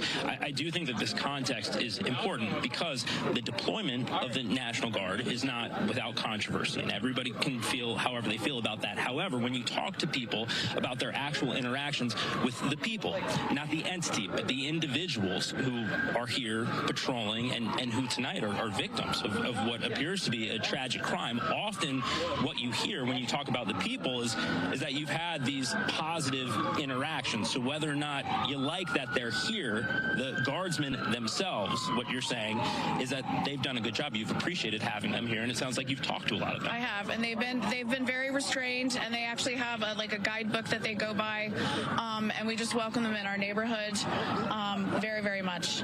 It's important to feel safe, and certainly want to know more details of what happened down here so close to the White House, where the Secret Service is obviously based as well. Laura, before I let you go, we talked about how you work at 17th in Pennsylvania, so you only work about a block away. You were not here at the time of the shooting. She had left early and had come back, but what is your reaction to having something like this happen so close to where you work? Well, I think it's an absolute tragedy. It's an absolute tragedy. Again, no matter how you feel about the deployment, these are men and women who are serving our country and doing the best that they know how to do, and they mean no harm and certainly do not deserve to be shot and even potentially killed. Thank you very much for your time, Laura. Please be safe getting home, and thank you for speaking with us. One more time, guys, if you just want to swing in this direction, Jess, maybe come on this side of the pole here. I do just want to show you one more time the crime scene here up I Street. We're walking towards I and 17th where this took place. Still very active, still a lot of emergency vehicles. Some traffic is moving through here. We have talked to quite a few people who just so happen to be down here trying to go to dinner, trying to come home from work. But again, this investigation, it is ongoing, and guys, as I send it back to you, it goes without saying that this is likely going to continue for hours and hours into the night. Back to you. I mean, listen, this is something that the investigation is going to take potentially days, weeks, months until we find out the clear picture exactly what happened. Just another point here that the National Guard troops, I mean, most of these folks have civilian jobs. They are here on a part-time basis, volunteering to up security cases in cases of national emergencies. Again, 500 more National Guard troops are going to be coming into this D.C. because of this, but your heart goes out to those families tonight that are grieving because they don't know what's happening to these two National Guardsmen. These are their friends, their families, their comrades, people that have been working alongside for quite some time. And so many of them deployed here to the district for months now. They are away from home. They're away from their families. Even tonight on the eve of Thanksgiving, where all you hear people talking about is going home to family, to spend time with their family. They were here on the streets of D.C. House Speaker Mike Johnson praising the heroic work of the National Guard, writing the National Guard has done heroic work this year, working around the clock to make our nation's capital safe again. We are forever grateful for the swift actions of law enforcement and for all those who risk their own lives to protect everyone else. And you're hearing from Democratic leadership in the Congress also speaking out right now. Senate Minority Leader Chuck Schumer saying, "My heart breaks for the victims of this horrific shooting." House Rep Minority Leader Hakeem Jeffries also writing he's praying for them, thankful for the brave law enforcement officers and first responders who swiftly apprehended a suspect. I do want to point out right now at this hour, we don't know the identity of that suspected shooter. We're really not even close to having a motive at this hour, but we do know that that person was shot and has been taken to a local hospital. Still a lot of unanswered questions, 3+ hours after this incident unfolded right there in the heart of D.C., just a couple of blocks away from the White House. Let's get back out to our Nana Santubonsu, who is on 17th and K. We heard in the last hour from Mayor Muriel Bowser, Executive Assistant Chief Carroll from NPD, and FBI Director Kash Patel. Nana, what can you tell us now? Hey, Homa, I want to get to kind of, how we got here in a second, but you did bring up the eve of Thanksgiving, and that's what we keep hearing out here even just moments ago. People just can't believe that this kind of horrific act would happen on the eve of Thanksgiving and right here in the heart of the district. Like you said, Mayor Bowser, Assistant Chief Carroll, and FBI Director Kash Patel, the message they were all kind of sync with is just praying for the family members of these two National Guard members who were just out here doing their job, patrolling. I'm going to get out of the shot so we can kind of reset where we are and what took place starting around 2:15. So we're actually looking down straight through the Farragut Square Park. 17th Street is to the right of your screen, where we're going to slowly pan, and straight down that street is where we're told this incident happened. So let's go back to 2:15. FBI Director Kash Patel describing this as a horrendous act of violence. We're told these two National Guard members were doing their job. It's what's called visibility patrol. They kind of just walk the streets to make sure everything is okay. That's when this suspect, who is still currently unknown, comes around the corner, opens fire, striking these two National Guard members. We know that they do walk in groups, so there was a couple not too far away, a couple National Guard members who also removed their weapons because they are armed and fired at the suspect. FBI Director Kash Patel calling those National Guard members heroes. They were able to stop that suspect. We know that two National Guard members have been rushed to the hospital where they're fighting for their lives. Mayor Bowser also just adding, once again, please send thoughts and prayers to these families who are just with their loved ones again the night before Thanksgiving. Bowser also added that she has briefed U.S. Attorney Pam Bondi, who was actually speaking with President Trump at the moment. So a lot that we're trying to gather. It's still an active scene. I asked if we're actually going to get an update or if officials will have new information for us tonight. And we're told if necessary, they'll come back out here. But right now their focus is on being with those two National Guard members who are in the hospital and also trying to figure out why and how it all happened. We asked about a motive during the press conference, and Assistant Chief Carroll was not able to provide an answer. He says all of that is part of their investigation, but we do know that at least these two National Guard members were obviously targeted by the suspect. Why, we don't know, but we're working to find out. You can hear just the sirens, a lot taking place here. Again, and it's also rush hour now in the middle of downtown, so there's so much taking place. We have tourists in town. We have people who live here just getting off work, all just shocked by this news that two National Guard members, and remember, they've been down. We want to step away here to listen in New York, where they are talking about safety for the upcoming Thanksgiving Day parade by Macy's. Let's listen. But as adults, we know we love the parade also, and I'm going to look forward to seeing all of our favorite characters that are going to be here. And we have a role as the New York City Police Department to ensure that we keep all New Yorkers safe.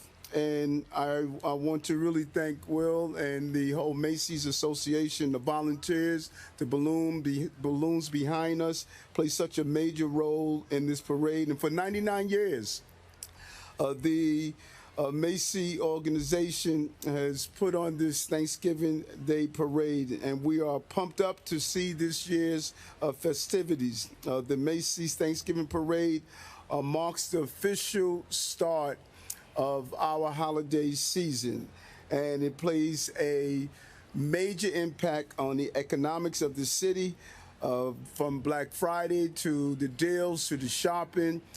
This season time not only is a lot of fun to exchange gifts, but it also plays a major role in the economic stability of the city. New Yorkers are going to enjoy this parade season. Tomorrow the weather is going to be mild. We're going to monitor the situations with the balloons. If it reaches a level that we cannot have them up, we'll communicate with the Macy organizers to give proper information. And to my entire team that's here, FDNY, New York City Police Department, Department of Sanitation, DOT, all the volunteers, we just really want to say thank you. They take time out from their families to be out here to make sure this is a smooth parade and it operates in a fair way. Those who are traveling in the city, take public transportation. Many roads are going to be closed, so it's better to use our public transportation. What I like to say is the best transportation in the entire country to get to and from the parade locations. We look forward to many of the balloons, some of the popular balloons that would be in display, but most importantly, have a great time and a safe time. See something, say something, do something, notify the men and women who will be along the parade route, our police uniform. Some of the police personnel will be in uniform, and you'll see, but much of our law enforcement apparatus would not be in uniform, doing what they do best, monitor the situation. So I want to turn it over to the police commissioner of the city of New York, Commissioner Jessica Tisch. Thank you, sir. Good evening, everyone. Before I begin, I want to echo the mayor's remarks. I want to address the shooting incident that occurred earlier today in Washington, D.C. At this time, we know that at least 2 National Guard members were shot in what appears to be a targeted attack on law enforcement. We are keeping the Guards members and their families in our thoughts and prayers, and we are closely monitoring the situation and coordinating with our law enforcement partners in D.C. And at this time, there appears to be no known nexus to New York City. But of course, we will continue to track the situation as it develops and more information becomes available. Now turning to tomorrow's festivities. Other than the ball drop on New Year's Eve, the Thanksgiving Day Parade is the most iconic event in New York City, as 8,000 marchers, 42 balloons, 28 floats, 11 marching bands, and some of the entertainment industry's biggest stars come to New York to officially kick off the holiday season. They'll be putting on a show for 3.5 million people along the parade route and about 50 million more watching on TV from around the world. It is the centerpiece of America's Thanksgiving celebrations, and for the 99th year, the NYPD will be there to keep everyone safe. We're grateful to partner with the team at Macy's. So many people work in tandem to ensure that this parade runs smoothly. And it all hinges on planning, on precision, and on getting every detail right. And I'm here today to go over some of those details. First, we can tell you that at this time, there are no known specific credible threats to the parade. But as always, New Yorkers will see an increased police presence with thousands of NYPD officers posted along the... We want to take you now locally to the Harris County officials talking about a tank fire that took place in the last few hours. Let's listen in. Outside fire. The initial addresses that were coming in were inside the neighborhood. When the units responded, they realized that it was outside the neighborhood. When they got on scene, they realized that they had 2 tanks that were burning from the top. Those tanks are petroleum storage tanks. They pump natural gas out of the ground, and the byproducts of that, with the petroleum products, began burning. We don't know what the cause of the fire is right now. There's no injuries. The crews did begin to try to cool the tanks. We did kind of wait off and extinguish the fire until we figured out exactly what procedures needed to be done to put it out. Once we got company representatives on scene, they shut valves off for us to be able to extinguish the fire with our foam that we had. There were no water supply issues, no injuries that are reported at this time. Is there any concern about the air quality or anything like that? No, Harris County Public Health is on location, as well as Harris County Hazmat. They are doing air monitoring. There is no concern for any health issues with the smoke. You didn't need to evacuate anybody in the neighborhood or anything, right? We did not need to evacuate anybody. Around what time was this again? 2:40 this afternoon. And when was it put out? We extinguished it about 30 minutes ago. So.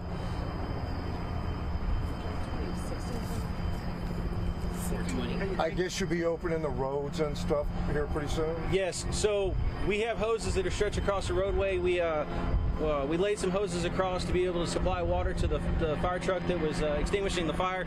And so once those are picked up, we'll be able to reopen the roads. We have no indication of how it started right now. That is under investigation with the Harris County Fire Marshal's Office. They do have inspectors, investigators, and hazmat on scene. We'll probably be out here for about another hour or 2. I mean, all said and done, when you look at the situation, everything went good. There was nobody got hurt, no need to evacuate. There's no chemicals in the air. It was a petroleum product. Once the fire is extinguished, we don't have to worry about the air quality. And before then, we had air monitors set up, and we were not getting any meter response from those air monitors. Can you talk to us? When I got here, I'm videotaping foam trucks, and so there was also a second foam truck that pulled up. Can you just elaborate a little bit more on that? So, our fire trucks carry a very limited quantity of foam on board. This type of fire required more foam, so we called for foam trucks from the Harris County Fire Marshal's Office and from the Klein Fire Department. Those trucks can supply foam directly into our fire trucks and allow us to put foam on the fire. Okay, but so it wasn't no issues as far as like getting that first truck up and going with foam? No, sir. We just have a very limited supply. We have about 25 gallons of foam, and it goes very quickly. And Chief, the foam was so that there was no adverse reaction, right? With the petroleum? With the petroleum product, the best way to extinguish is to put foam on it. That creates a space that stops the vapor from being able to get through, therefore basically smothering the fire and extinguishing it. I have to ask, we had worked on the scanners. I know you said no injuries, but was there possibly a child somehow involved in any of this? We had some early indications that there were some children involved. However, an extensive search of the area, we found nobody around the tanks. We'll continue to look before we leave, but every indication that we have right now is that there were no injuries involved. Just talk to us real quick about the partnership. I mean, because it was, it was moving. Y'all was on top of it. So just talk to us about the partnership, the fact of coming in with the second foam truck, So we have mutual aid departments, Harris County Fire Marshal's office, the Harris County Sheriff's office. We all work hand in hand on a daily basis. We're all able to talk to each other. The original sheriff's deputies that arrived on scene were able to give us information. We were able to communicate. We have agreements with the departments. They automatically respond with us on calls or incidents like this. They did so. We called for hazmat on the way over here. That way we went ahead and got the ball rolling. That way they were here quickly. You saw them here. They were here within minutes, and we were able to get fire or get foam on with the water on those tanks and get them extinguished. I know you said that the fire marshals is currently kind of investigating, right, what caused it. Some people in the neighborhood were saying that they felt like an explosion of some sort. I guess kind of talk us through how long something like what, to kind of figure out what caused it, that process of the investigation. And that could go days or weeks to find out what caused it. Okay. There's a lot of components that are involved in this. They'll have to just piece through everything and see if they can figure out what caused it.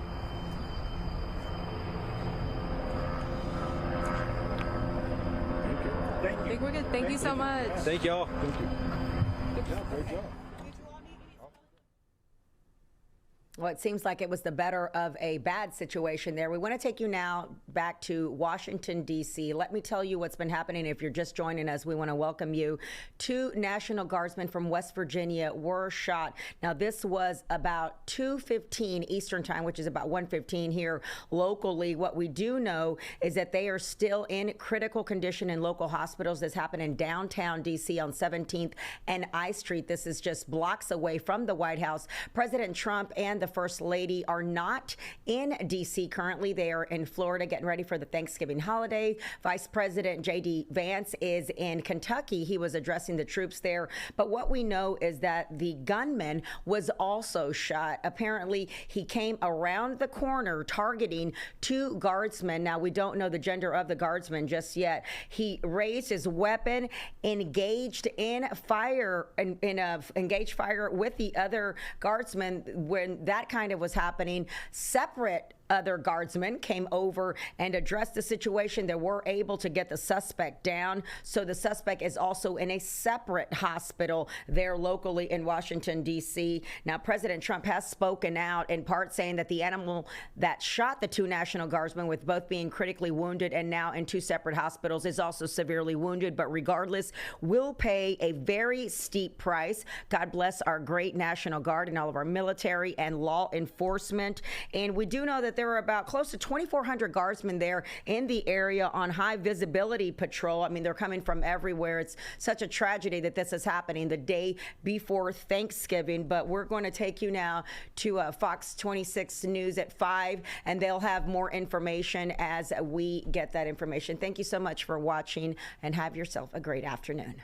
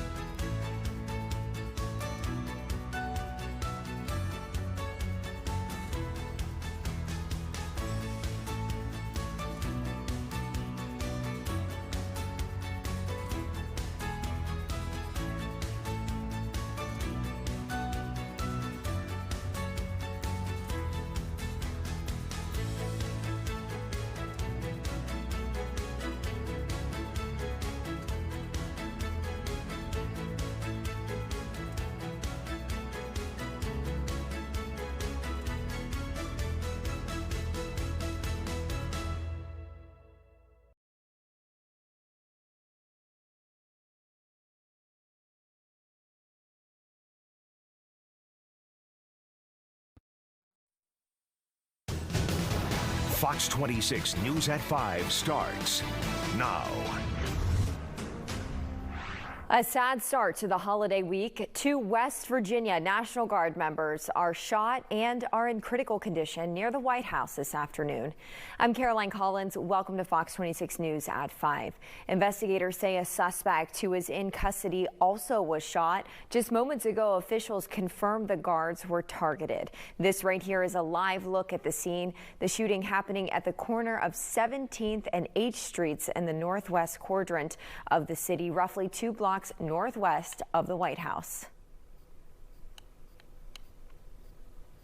So both of the individuals, the guard members, they are in critical condition at a local hospital at this time being treated.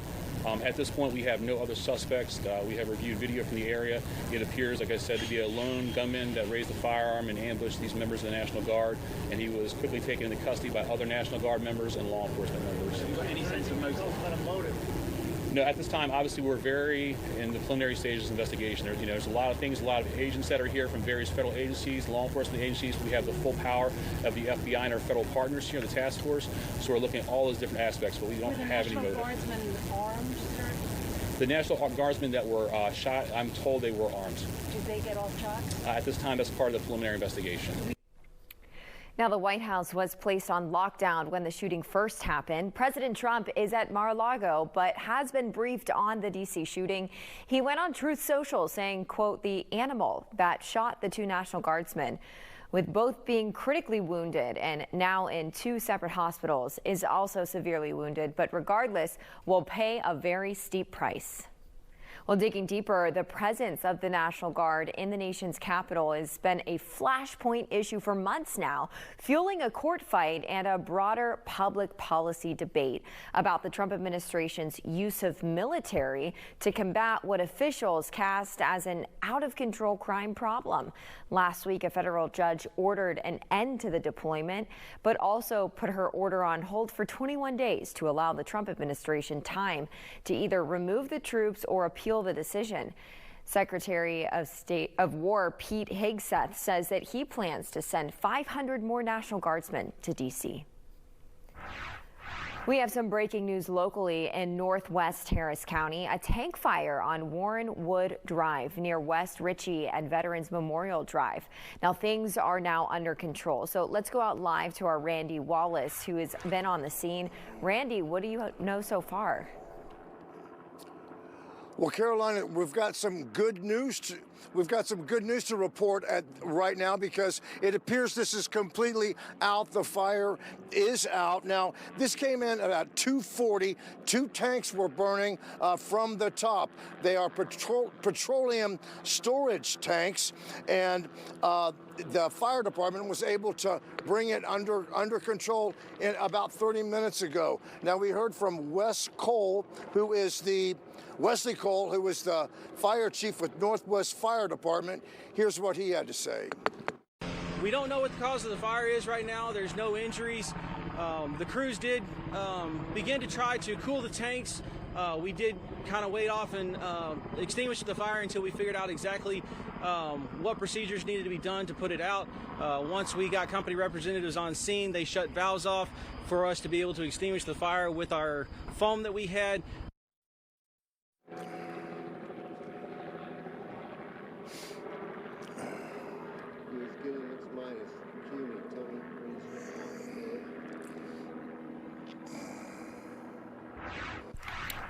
All right, that was Randy Wallace reporting. Okay, well, a man's body has been found in Champion Forest. Crews were looking for a missing person when the discovery was made. Fox 26's Julian Hartman is live on the scene along Cypress Wood Drive. Julian, what's happening there now?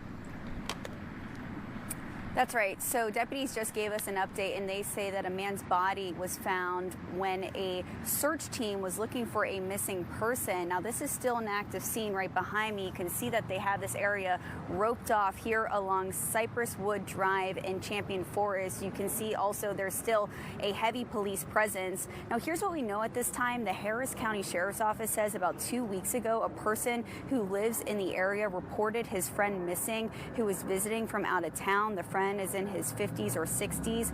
Earlier this afternoon, the Texas Equa search team found a man's body near the creek here, and this area used to be a golf course years ago. Authorities say this is a local area where people walk or bike around. Now, Precinct 4 deputies were called to the scene and the Sheriff's Office crime scene unit. Investigators say there is evidence that the body that they found has been out here for several days. Now, due to the condition of the body, deputies say there's no way to tell at this time how the person died, whether it was natural, by accident, or homicide. Here's the update we just got from the Sheriff's Office. Take a listen. The friend hadn't heard from him since, I believe, possibly November 12th or the 14th, around there. So it's been well over a week to 2 weeks since he had last been heard from. And from what we understand, EquiSearch got involved. They thought he possibly had been out in this area. And early this afternoon, EquiSearch found a body behind me near the creek's edge. It is unclear if this is the individual that's missing. He is matching, I guess the clothing description is matching what he was last seen wearing. But again, we haven't confirmed if this is the person that is missing. Now, there are still a lot of questions in this case. The medical examiner just arrived on scene in the last 10 minutes. They're supposed to perform an autopsy to identify the person and determine the cause of death. Deputies say this is still an ongoing investigation. Reporting live, I'm Jillian Hartman, Fox 26 News. Jillian, thank you. Well, tonight, detectives with the Adult Sex Crimes Unit are working to identify a man known only as Cowboy. Now, take a closer look here. They released this sketch of that sexual assault suspect. According to the deputies, the suspect is known to frequent nightclubs in the North Harris County area along FM 1960, and he particularly targets Cheney's nightclub. Now, detectives say that he approached unsuspecting women, gaining their trust, then takes the victims to a hotel where they are sexually assaulted. If you know anything, call 713-274-9174. And Houston police are now trying to identify the man in these pictures. This suspect, known as Mario, is wanted in the fatal shooting of a man at Deering Drive on May 5th. Investigators believe the suspect may be homeless and frequents the Hillcroft Avenue area. Anyone with any information on the whereabouts of this suspect is also asked to call Crime Stoppers at 713-222-TIPS. Well, just one day before Thanksgiving, a lot of people in Northwest Harris County are picking up the pieces after Monday's tornadoes damaged a subdivision. Today, one local roofing company is lending a helping hand to help those in need. Fox 26's Leslie Delaspore is live in Memorial Northwest with the latest on the cleanup efforts there. Leslie, it looks like there's a ways to go. Yeah, Caroline, indeed. Take a look at this damage here. Again, as you mentioned, this is in the Memorial Northwest neighborhood. You see piles and piles of trees, limbs, and debris here. There's even some tarps on roofs, and even in one home, you can see something that's punctured through the side of the home, right through the bricks. Now, however, Rooftop Innovations walked these streets with us today, but they weren't looking for business. Take a listen. We got together, we got Thanksgiving bags, and we're out hitting the streets making sure they don't have to worry about feeding their family tomorrow. And today we went ahead and got the turkeys for them, because some of these people got their cars demolished. They don't know how they're going to get to the grocery store, so we want to limit that out and make sure that they have everything they need. They had to cancel hosting, very, very grateful for where we're at. It's definitely a blessing to know that there's still people out there that care. We've never had a tragic like this happen in our neighborhood, and just the community coming out and helping us clear the streets, and it's just overwhelming. We just wanted to bring this to you and let you know that we're here for you and we love you, and that even though we don't know you from Adam, we want to let you know that you're not in the fight alone. I had lots of trees that snapped. One of my trees, the top of it ended up in the neighbor's yard. Thankfully, not in his house. And I had trees, pine trees blocking the street. And because, of course, my husband's in the hospital, it's like, I don't have any help. But the neighbors came to my rescue. God's got me. He surrounded me with a lot of his people. Now coming up, those same men handed out food to contractors here in the area as well as homeowners. So we'll have more of that at 6, along with a nearby business who cooked some food for first responders the morning after Monday night storms. Reporting live in Spring, Leslie Delaspore, Fox 26 News. Wow, Leslie, it still is unbelievable to see how much damage that storm caused. Now to meteorologist Ramisha Shade. We have beautiful weather for the rest of today and Thanksgiving, which is good for those who are still recovering from those storms earlier this week. Ramisha Shade is joining us with a look at our big Turkey Day forecast. Ramisha, what can we expect? Well, like you said, Caroline, it was a bumpy, rocky start to the holiday week, but thank goodness things have calmed down, and it's a little cooler out there as well. Before we get to the big Turkey Day forecast, though, I want to talk about some updates for the Klein EF2 tornado, of course, that happened Monday afternoon. The National Weather Service actually kind of went over and looked a little closer at some of the aerial damage, some of the aerial views of that damage, and they determined that the winds in this were a little bit stronger than they initially reported. So wind speeds, at least the peak wind, did increase from 115 to 125 miles per hour in the Klein tornado, but that does still make it an EF2. So thank goodness nothing like that out there for you to deal with, but it is cooler. You will start to need the jackets as the sun sets. Temperatures about 13 to 16 degrees cooler out there right now than they were at this time yesterday. Remember yesterday, we were in the 80s, close to record heat, but now it's feeling more like the day before Thanksgiving. 67 degrees in H-Town. Dry air building in, that nice breeze out of the north, and you see high pressure near OKC will slide in for tonight and Thanksgiving and provide us with quiet weather. So temps in the 60s now, jacket and sweater weather for tonight will dip to the 40s for Houston. How about 20s up around Amarillo? So chilly across much of the state, but no rain, no storms to worry about. If you're doing some last minute flights out of Houston, or if you're going to be traveling over the next couple of days, things should stay dry. This weekend, though, different story. We'll talk about some stormy, wet weather that could impact some of your holiday weekend outdoor plans later in the show. All right, thank you, Ramisha. Well, still ahead, New York is getting ready for the annual Thanksgiving Day Parade. Today, crews, they were out there getting these things ready to blow up, plus continuing a long-time Precinct 4 tradition as deputies were out and about serving up some Thanksgiving meals.